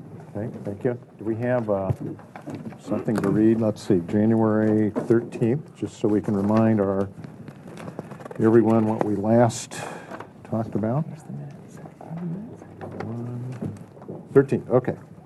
So on the 13th, we had a second concept review. We had some public comment. And then a motion was made to continue indefinitely to the Planning Commission and to return to the full board with the following comments. Communicate closely with the neighbors on North Ridge Road. Board finds the new building location and style of architecture complementary with the profile of the slope. The majority of the board appreciates the preservation of the existing mature orchard. 3, study the proximity in terms of location and the selected species of the proposed trees along the private driveway on the west elevation. The action was taken on a motion by Pierce, seconded by Zimmerman. On a 5-0, motion carried. Miller had stepped down and James was absent. So if you could address those issues and anything else you'd like to share with us. Great. Thank you very much, Chair and other commissioners here. Your comments were rather succinct, so I'll go through them quickly. The first one was to communicate with the neighbors on Northridge Road. Actually, Mr. Swan is in the audience today, and we've had a few meetings with him, and the property owner, our client, has actually met with the neighbor of Mr. Swan, and we've met with our other immediate neighbors who gave letters of support the last time we were here. That would be Don Galloway and George and Elaine Kittigow. And the main concerns, if I can summarize from discussions with Mr. Swan, were to try to keep any venting off the roof and not looking at mechanical equipment and so on and so forth. He also didn't want us to have a building that was pure white, and so we've brought some colors today to show you that. And also he's had some concern about the solar panels being on the roof and so on and so forth. And since our last meeting with him, I think, approximately a week ago, we've gotten some information on solar and so on, and we understand what we need for photovoltaics, and it's considerably reduced from the prior discussions. So I think hopefully we've addressed those concerns of his, and we've of course offered ourselves up to be in further communication with him at that point. So your second item was related to the building location and style of the architecture, and then that was more of a positive comment. And then the third item was to study the proximity in terms of location and selected species of the proposed trees along the driveway in the west elevation. We had proposed some trees to help with screening from Mr. Swan's property and other neighbors along Northridge. And so we do have a landscape plan in here, and the landscape architect is not here today to present it, so I'll do my best. In large part, what we've done since the last time we were here is complete the Planning Commission approval, which was for the relocation of the grading envelope. If you remember when we were here prior, the original grading envelope was here and we relocated it to there. Planning Commission has supported that. Move further, the architectural style has not changed. I know Mr. Miller has been concerned about it, but hopefully we can stay on positive constructive comments here. We're still largely in the same location. We've had just a few internal plan changes to the project. The location of the house is still in that location as it was the last time you saw it. These are the actual sections that you saw last time as well. These haven't changed. In terms of the floor plans, again, I mentioned we made some minor interior changes, some areas in the kitchen. We reworked the stair a little bit here, but in large part, you're looking at the same project. This is the second floor level where the master suite changed around a little bit, and these bedrooms changed around a little bit, but the footprint hasn't changed. We haven't added or pushed out in any direction thus far. So we're still seeing the same basic project. This is a roof plan. At this point, we wanted to do a vegetated roof, as was discussed earlier on, and we've discussed it with the fire department. It's just not allowed in the city, although you can do it in the county, but not in the city. Interesting factoid that I did not know. Is that because of high fire? Yeah. That's they won't allow it in the high fire districts. In the county of Santa Barbara, like in Westmont, they have vegetated roofs. I know that The city allows it. the city does not. But the county does. The city does not, but the county does. And they just said, hands down, we're not going to allow it. We're not even going to look at it. So, interesting information. So we're planning to do sort of a built-up, either a membrane roof with ballast or some sort of a built-up roof that gets us kind of in the tannish colors, something that isn't bright white but still meets the cool roof requirements of the city. We're indicating some solar on here. It sounds like at this point we need about 640, 650 square feet of photovoltaics to support the structure, and that's the intention. I don't know if this is the actual calc or not. That's 600 square feet. Pretty close, so that's 600, so that's pretty close to what it would look like. Excuse me. And then in terms of the elevations, again, this hasn't changed largely from what you saw before. Let's see, where are we? This is south, sort of looking, this would be sort of screened by the orchard up in front. This would be facing the east. And you can see how we've stepped it down the hill. That was part of our last discussion. This is facing north, which you wouldn't see much of that from anywhere except the adjacent parcel, but there's no homes or anything over there. And then this is facing west, which is facing the road, where you come up through the driveway, and then you come into the garage underneath that area there.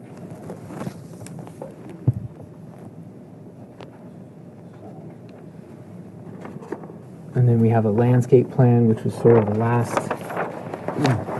discussion, and Robert might be able to answer some more questions or information on the landscape plan in terms of species, but we've been working with the defensible space issues and species of trees, but maybe you can illuminate some of this. Yeah, so when we got the landscape architect on board, we mentioned that we have an interest in providing some screening along this edge to help lower the visual impact from Mr. Swan's property and from that street.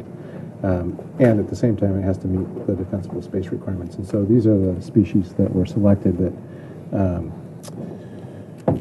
I mentioned some heights that they will achieve when they are mature, and they're fast growing. So these are heights to 30. We've got our Brutus up to 50. Right. What else do we have here? It's kind of cut off. So these are the thing, existing palms here, and that's really the extent of the... There's two main palms here and here that we're keeping. Right. Okay. Anything else? We also have. The color board. Sorry, right on you, did I? We also have color palette. We've looking at the roof material. This would be more of the body of the. If I can go to the. Excuse me, Brian. The elevations. So this area here that's displayed in white on here would be sort of this warm grayish color, and then we have sort of another gray color for sort of this metal siding part of the building in here. And then this would be the window, kind of the dark anodized window trim palette for the that we're proposing for the structure at this point. Okay. And I think that's about it. Okay, great. Before we come back to the board for questions, let's open for public comment. Up to 2 minutes to address the board and any on this specific project. Mr. Swan. Thank you, Mr. Chair. We had a meeting last week, and we kind of discussed things, and we're kind of been compatible with it, mostly everything. My little dilemma that I have is that this is what, thank you, Clay, they superimposed the house from my property. It's a little out of scale because there was the palm trees, and as I went out there and plotted it, this is basically what I see as far as the shape. As I noticed on the latest plan that the solar panels are on the upper roof, and that's our biggest dilemma is kind of shielding somehow those solar panels. If they're flat, it'd be a lot easier, but I'm thinking about my neighbor up the street, Mr. Crawford, who lives next door. He gets more of a down view of the property than I do. And I know in our discussion the other day that I talked about the lower roof on the other side that you can't see on this elevation. There's a roof there that possibly is less acceptable for the solar people, but from my point of view, that it would be better to be on that lower roof on the other side as the visual impact from Northridge. Other than that, they've done a good job on with the trees to screen the massiveness of the second floor there. So I'm fine with that. So okay, Great, thank you. Anyone else wishing to address this project? Seeing or hearing none, Chair shall close the public hearing and bring it back to the board for questions. I have a question. What side of the house are we looking at there? On this photograph? Yes. That would be the west elevation, which is here, in sort of an oblique view, but this face that you see in this photograph that Mr. Swan provided is this portion of the building here. Okay. So on the landscape plan, this way, so someone's trying to orient and see what kind of trees or things you might have to soften that one side. So I'm going to butcher the landscaping here. Sorry, but upside down. upside down and in Latin. Yeah. How about a So we're No, we common had, strawberry tree? and the Catalina ironwood. So these are the Catalina ironwoods, and this is the strawberry tree. So we've got a strawberry tree to Right, okay. probably 50 feet, and then we've got what was the other one? The Catalina ironwood to probably 30 feet, fast growing, and then fruit trees, and then this is more of the same on the other side of the flanking the driveway. Okay. Thank you. Did that answer your question? Okay. I was just trying to Sorry. orient myself. I'm kind of off. Thank Okay. you. Any other Lisa, questions? Thank you. Simple question. What is the star indication you have on the landscape plan? I don't see it. Is it this one here? Can we point to, is This that it? one?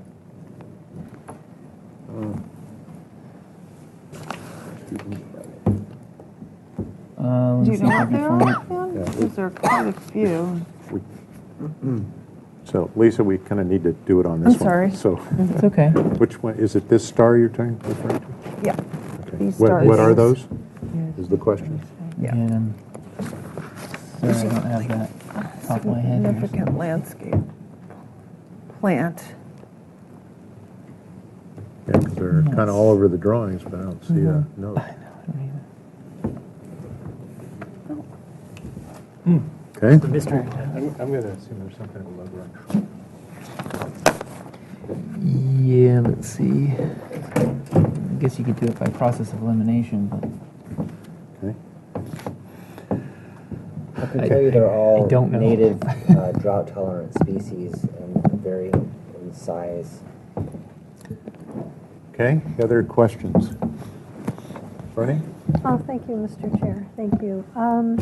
Just to verify, so roughly, correct me if I'm wrong, we have a 2-acre parcel. The main house is approximately 4697 square feet. That's the main house. And then we have the accessory building and there's 2 other buildings, right? There's a storage building. So does all of that add up to the total square footage for the FAR, all those 3 buildings? Well, the net square footage is due. So the main house, the net square footage is 3388. Okay, so they added them all together. I just want, and is there a basement? There's a little mechanical room, and we Yeah, I actually wouldn't- reduced the footprint a little bit, so our FAR went down from 84% to 83%. And with that basement, are you taking like a half a calculation or anything like that? Or, It's pretty buried. so it's underground, so does that affect the calculation that buried. you're using? Correct. It's buried back into the hill here. Oh, into the It's a mechanical hill. room. Right. Okay, so it's not even really usable not space? Okay. I think that's it. Thank you. Thank you. Jim, questions? No questions. Okay. Brian? questions. No questions? These photographs that we have, if I borrow that for just a second. So this photograph doesn't reflect any placement of those trees we just talked about on the landscape. So in theory, if I heard 50 feet somewhere, 30 and 50. 30 and 50 feet, and if I translate into this drawing, that's going to be like right there. Best Yeah, I can and tell, the given road is driveway quite a width. bit considerably lower too, where they're being planted. So it's yeah, So this is not going to look as dramatic as it might look here. that's correct. Okay, and then the other question I had is, there was comment about the solar panels. I want to go to staff first. As I understand it, from state rules, we're not allowed to tell an owner whether or not they can have solar panels. They get to have solar panels, correct? That's correct. Okay, so we might say where they might be located, but we can't tell you not to have them. So, Roof plan? yeah, roof plan. So having said that, there was some reference to a lower roof. Was that this one or this one? Both are lower. Those are both lower. And when you talk to your solar folks, they're saying those are probably not as good as this roof because? You want me to speak to that? Good. You talk to them. The higher you are, the more optimal it will be to get more sun and more time of sun. And so the optimal location would be the highest possible roof. Could it function lower? It could. Would it be as good? It wouldn't be quite as good. And then on the, there was a mention about the angle. And one of the things that the solar vendor explained to me is even on a flat roof, what they would do is they would pitch that flat roof basically 4 degrees to the south, and then they'll have the panels mounted only 10 degrees. So it really gives them 15 degrees, which is a really good thing, and it doesn't look like it's like, at 15 degrees. So visually, it looks a lot nicer. Okay, so yeah, as I understand it, these have to be angled, otherwise there's no sense of putting them in. They're inefficient. They're very inefficient. Efficiency goes. I guess my nothing. only query would be how less efficient if they would be put on these lower two roofs at the appropriate angles versus that. And you probably don't have that answer, but that's what I they're don't trying- have that answer, and this lower roof here, we definitely don't want to put anything on this one because this room actually looks out over that roof as well. Then the other side is going to be shaded by the western, with the western sun. Okay, and then just to remind me again, we may have gone over this already. On the garage door, is that a glazed glass garage door? Yeah, we're showing it as a glazed door. Okay. Yes. I think that's my only questions. Any additional questions? If not, let's go to comments. Who would like to Mr. Chair, start? one quick question. Oh, sorry. Go Have ahead. we talked about the walls, Which walls? the site walls? We have some here and here. Where is that the best place to show it? Actually, For example, probably what they're going. made out of, how tall are they? They'll be CMU with plaster. They'll be what? They'll be concrete block with a plaster finish to match the house. So we have a couple walls here at the entry as we cut in for the new driveway coming off the driveway here, and then a kind of a wrap around like a 0 to kind of up to a couple feet and then around like that. So How tall are they? just a couple feet, I think. Let's see, we're at top of the wall is at 360, and I think that's 360 here. So they're pretty minimal. Yeah. Thank you. Okay. Good question. Thank you. All right. Any further comments? Questions? Or questions? I'm going to comments. Comments. Yes, I have some Right. comments. I just want to start off by, I know I stepped down from this board on this particular project because Clay and I are personal friends, and I didn't want to be in a position to say something critical and affect our relationship, but in studying this architecture, and it's part of my responsibility of being on the board, I think it is important to get my impact, and I would like to say I do support this house. And I think part of the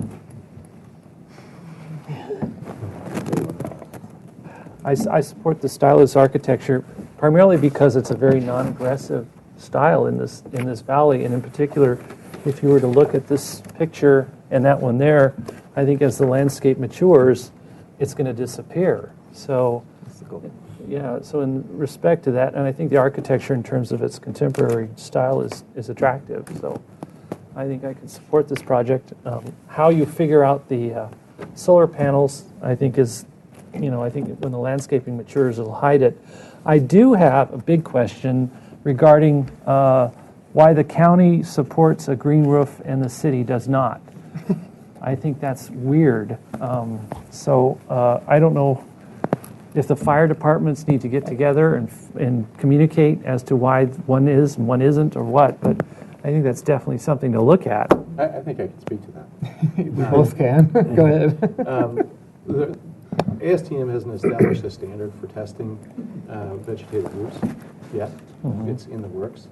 And apparently the city fire department needs to have an ASTM tested Class A roof system. Assembly. Yeah. So that's the rub right there. Say that again. Okay.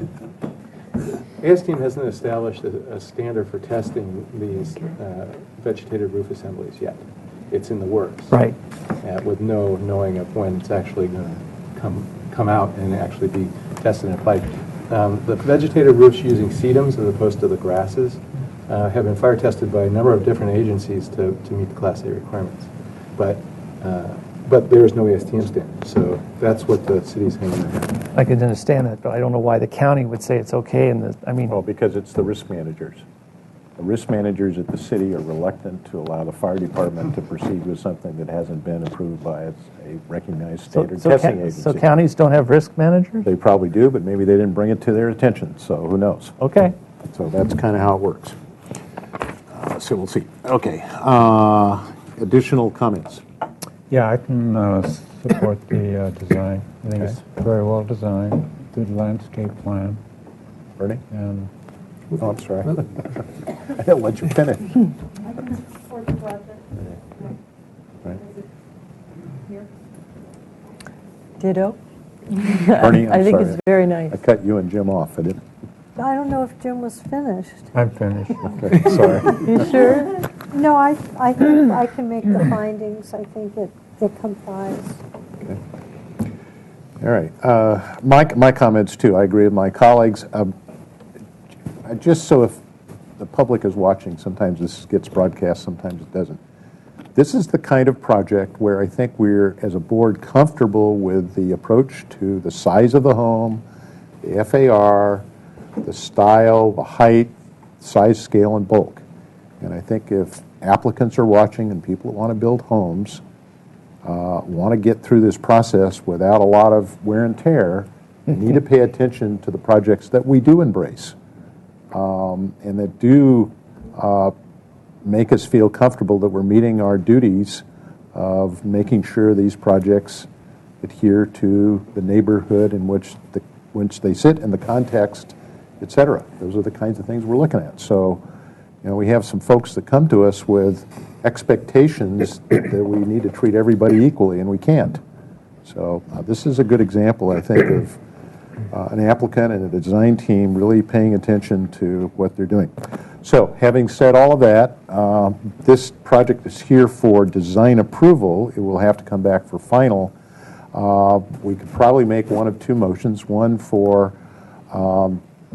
design approval with final to go to consent, or design approval for final to come back to the full board. So Chair would entertain a motion of one sort or the other. Mr. Chair, Yes. before we make the motion, I'd just like to throw out one additional thing we haven't talked about is, I don't know if I'm the only one, but the possible alternatives for the glass garage door, because that isn't really a country material, and I think this is more of a country feeling neighborhood. Okay, well, we'll leave that up to the makers of the motion. Okay, do I have a motion? I have a question following that, because you said if you're concerned about lantering light coming out of the driveway. Do you think that's an issue with this? Or? In this particular case, I don't. Given the location of this house, the fact that it doesn't sit directly across the street from a whole row of houses, it's not on a main boulevard or a major street, I don't have a big problem with this particular application, but that's just me. Okay. So I'd like to make a motion for the project design approval. Are you on, Jim? I think he's on. I'm on. Okay. Yeah.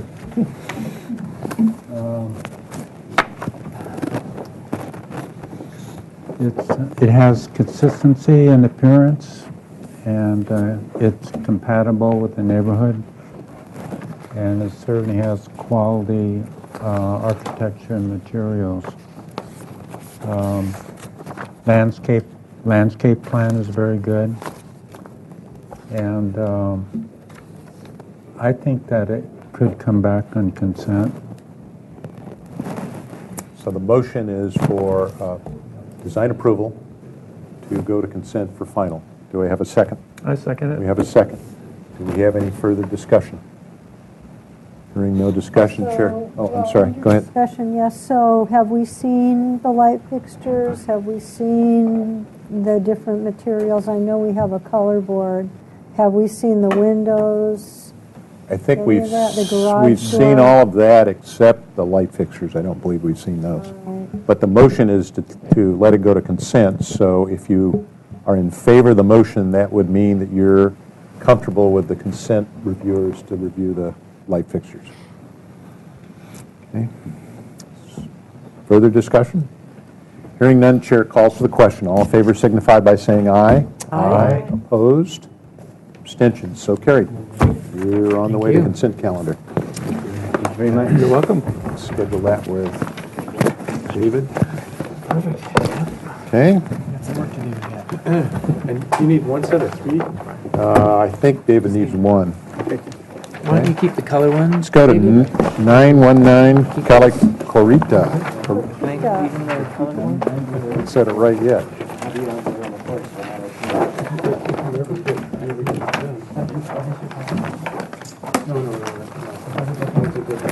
Let me know about the other one. Yeah, you be there. I will, I promise. I promise you I will. Okay, I think that's all Schulte, that's Schulte Lane. Now I'm going to have to close my grapes in my bedroom now because they're from my garage. It's the hills, right?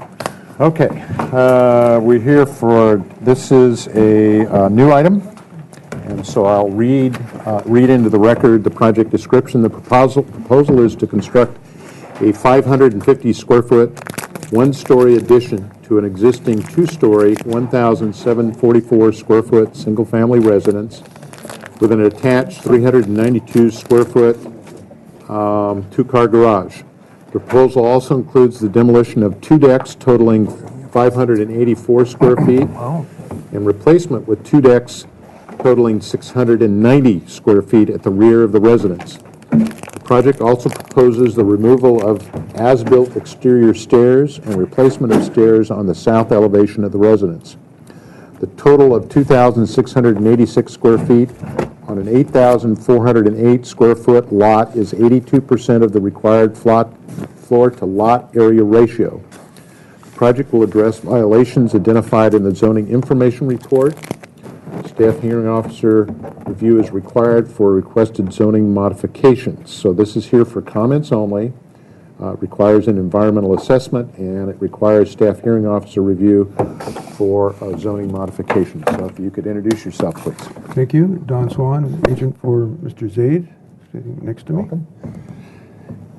And basically what we're doing, the addition part of it, is we're capturing some area that is below the front portion of the house that's crosshatched on the front portion of it. That is, it's a two-story, meaning that the main level is at level with the street, and the second story is below and is existing. We presently has, is it 4 bedrooms? Oh, 4 bedrooms now. We are converting the upper floor to the master bedroom and master bath area, and have 2 bedrooms downstairs in the lower level, and we're capturing the area underneath with a bedroom, a bath, a laundry, and another bath. And the area on the decks that are going to be removed are, as you can see by the pictures, are kind of unusable decks because they're just about 5 feet wide. They run the total width of the house across the back. They're need repair because there's a lot of dry rot on them right now. So, and then what we've done is we've modified that, brought the decks away from the property line for our standards now, and it added more recreation area that the house doesn't have at all. The property itself drops very rapidly in the rear, and the deck that's going to be removed is where a stairway came down the back side and off around this upper deck, and that's going to be removed because it's in the setback area. So modifying that to go back down to the original height. The modification we require is again in the front setback because of a 30-foot setback. And the existing house already encroaches in that, the whole street does, as a matter of fact. And that the existing part of the house is here, and you can see by the pictures that we're utilizing the space below the front portion of the house and on the other side. Let's see, I'll just read it.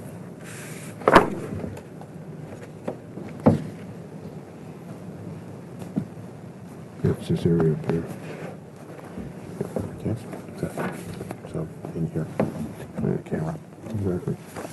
Let me look at the floor plan.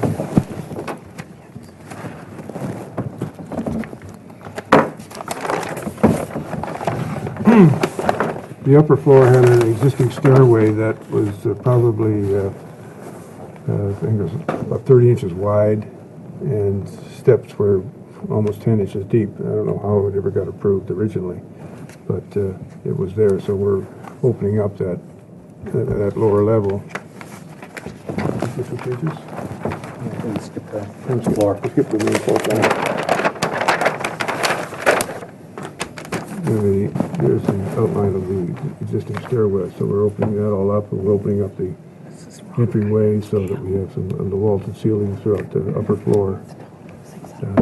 Did away with the front bedroom that was here and made it now a master bath with a master bedroom at the back, and redoing the kitchen to take advantage of all the views. And there's the deck off the main floor from the master, and you've got the living area. Going down below.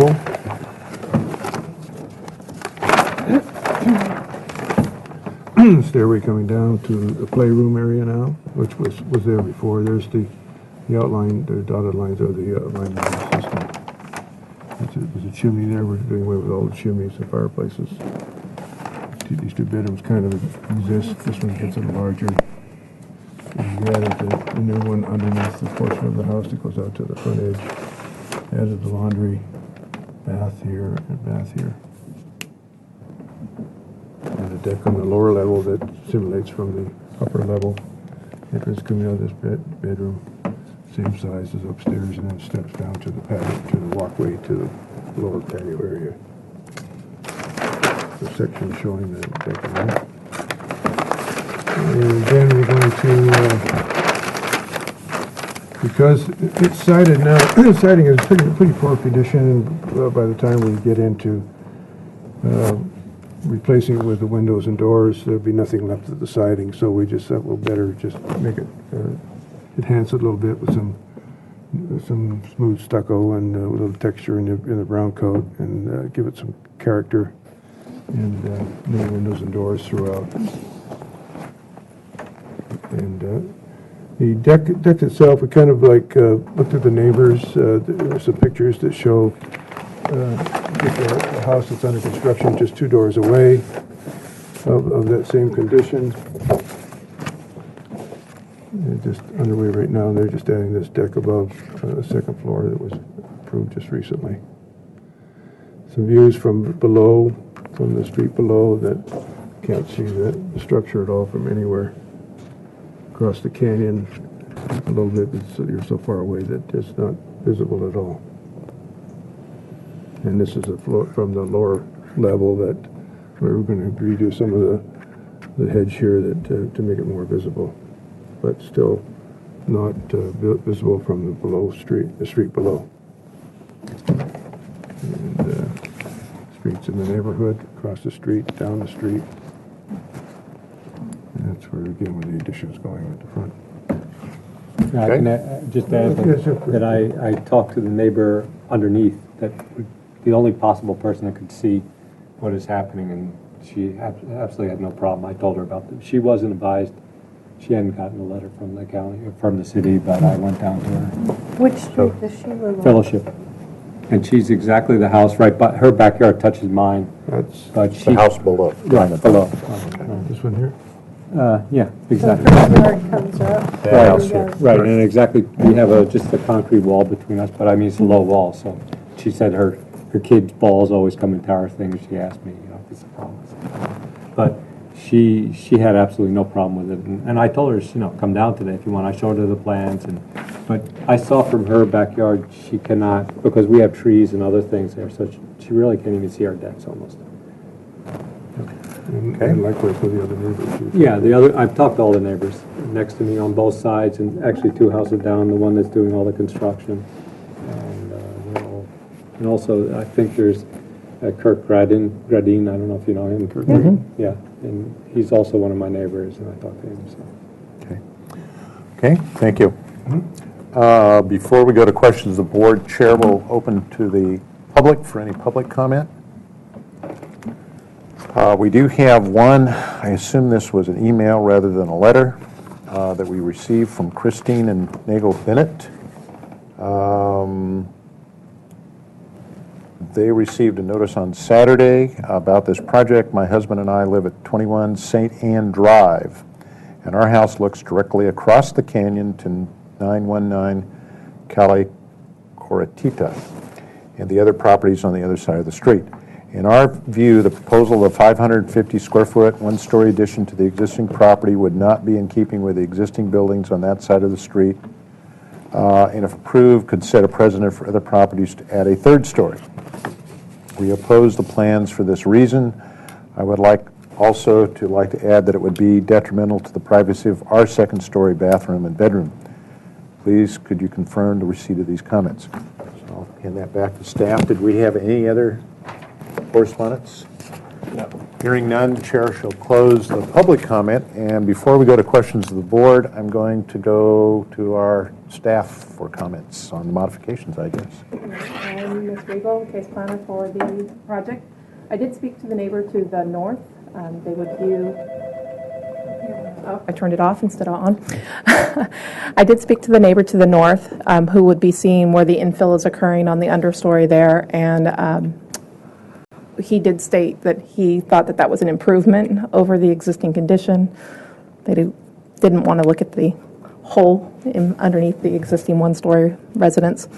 And we talked a little bit about the deck, and he felt the deck was fine the way it's designed. We did look at the how many feet of increase it was towards the, I guess that would be the west, towards the neighbor that's down on Fellowship. And he felt that was fine and reasonable. So I just wanted to convey that to the board, that I did speak with that neighbor. Staff is supportive of the requested modification. We would like comments on if you feel that this is an impact to the visual openness of the public street frontage or the adjacent neighbors to either the north or south. Thank you. Thank you. And then just to be clear, the modification is because the front piece of the house sits back in an overlaid zoning setback requirement. And then just to Mr. Ng, I'm assuming the email we got from the resident across the canyon, they more than likely did not see the actual plans. They just read this description. Is that how that goes out? When it goes out for public notice, do they just get this paragraph description? They don't see any plans. That's correct. I don't have any knowledge that they have reviewed the plans personally, or... But typically the notice is just the description. That's correct. Okay. All right. Thank you. Okay, let's go back to the board for questions. I have no questions. No questions, Mr. Zimmerman? No. Bernie, questions? No, I don't. Lisa? Questions? Jamie, no questions. Okay. I just have a question, because I think maybe somebody can help me on this. We ran into this before. On the underside, in fact, you show it here in the current condition, on the underside of this deck, and then you're bringing that deck out. My understanding is, does that have to be enclosed, or does the whole structure just have to be fireproofed construction? Can it be allowed to be open? Is this high Talking about the deck? Yeah, the deck. This piece under here, does it have to be closed, or is that only in high fire? Just in high fire. So otherwise it can be open, correct? Okay. And then just so I'm clear, the addition, the bulk of the addition, aside from the decks, is really what you're doing underneath the house in this corner, correct? So in here. Right, so in essence, you're not adding No. to the scale and bulk of the house. You're adding to the square footage, so you've added to the size, but you haven't added to the scale and bulk. Correct. So as it's viewed from anybody, the house won't look bigger, and the only thing that might make it look bigger, and that's what our board is to review, is the size of the decks. And currently, you don't have an existing drawing. You have some photographs, but I think what you said is this current deck goes all the way to the end. Is that correct? Yes. And it's only 5 feet deep or something? Yes. And so Both- that's both been- levels. Both levels. So that's been eliminated. Yes. And now the decks have come in from each of the side yards, and they're going out a little bit. So they were kind of like right there, and now they're out Correct. here. Okay. All right. Comments? Yeah, Mr. Chair. Yes. It would be a shame if it wasn't two-piece mission tile Spanish colonial, but since we can't do that, I could support this project. I think you've done a good job of enhancing the livability of this house. I think the decks are fine. They're 15 feet away from the property lines, so I could support this project. Okay. Comments? Ditto. Jamie? I can support this project. Bernie? Yeah, I don't have any comments. Jim? Fine. Okay. I have a couple of questions, because we can only give comments. Yeah, we can only give comments on this thing. I'm assuming in a motion we make, somebody might include a comment to cover exterior light fixtures. And that, two, you may want to put in a comment in your motion so it goes in the record about the acceptability of the size of the decks. In the project description, they go from, where is it? From 584 to 690. So one might want to make a comment because sometimes we actually have an opposite approach to the size of decks. So Mr. Chair, can we that might be spell part- out for whoever might be listening what the deck sizes actually are, the new ones? Yeah, and I did that when I read it at the beginning, but I'll read it again. Okay. The existings are 584, and they're now going to go to 690. That's No, it. I understand that, but the actual deck size of the dimensions. Oh, okay. Yeah, I think that's back on. Trying to figure it out with 10 by 45. 11.6 by 26 Whoops. is the 11 main by living area. 26. Yeah, Right. so a little less than 12 feet by, at the biggest. And the lower level is a little bit less. But that's Oh, pretty the lower level. big. And if you look at what was there, that's this dash line. That's correct. That's correct. That's where the decks were before, and they were out about 5 feet.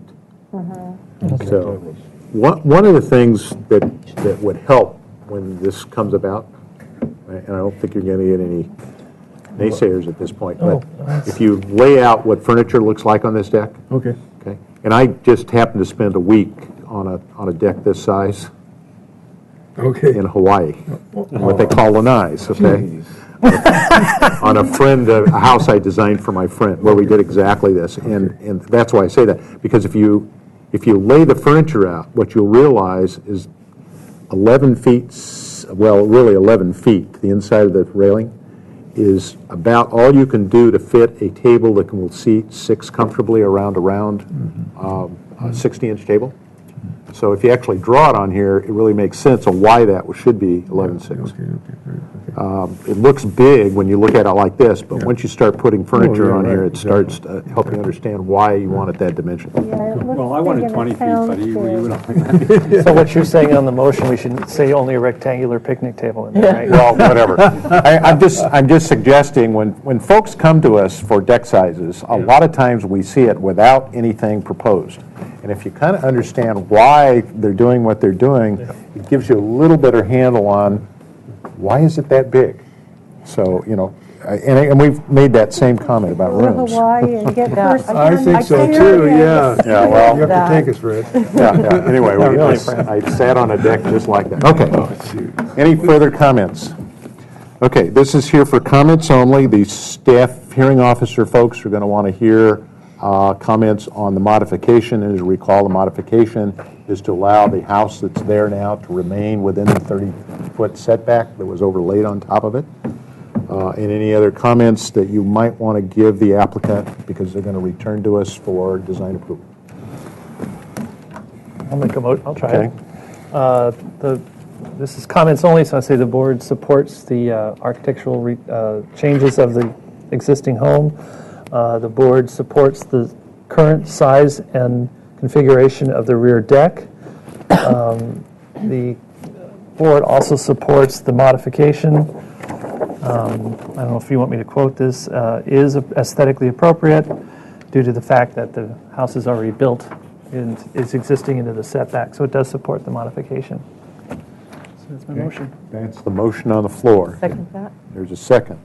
Is there any further discussion? Does the maker of the motion want to add the cover light fixtures? Yes, as we'd a like to, comment? yes, add light fixtures. We'd like to see a, And then the color patio furniture? and tickets to Hawaii, no. And we'll be there for wine and cheese to get a real feel for it. So the motion is, we'd like to see a color board with light fixtures included in that. Okay, is that acceptable to the seconder? Yes. Okay. One thing I would advise the maker of the motion is, do we want it to come back when it does come back to the full board? Because it'll come back for project design approval. I don't think so. I think consent's You want fine. to let it go to consent? Okay. Yeah. Is that your motion? Yes. Is that I agree. acceptable to you? Okay. All right, so the motion is comments to the staff hearing officer and then to consent for design approval and final approval. Okay? That's the motion on the floor. Further discussion? All in favor signify by saying aye. Aye. Opposed? Abstentions? So carried. Thank you. Okay? Thank you. So you can go to consent calendar. All right. I think that's it for today. Just a reminder, if you'll put it on your calendars, staff will make arrangements for us to do a 2 o'clock site visit to the San Remo Drive projects on our next meeting, which is on the 17th. And I will keep you informed of the visit to the City Council on the stipend. Okay, hearing nothing else, no other business. The design meeting of April or May 5th is closed. But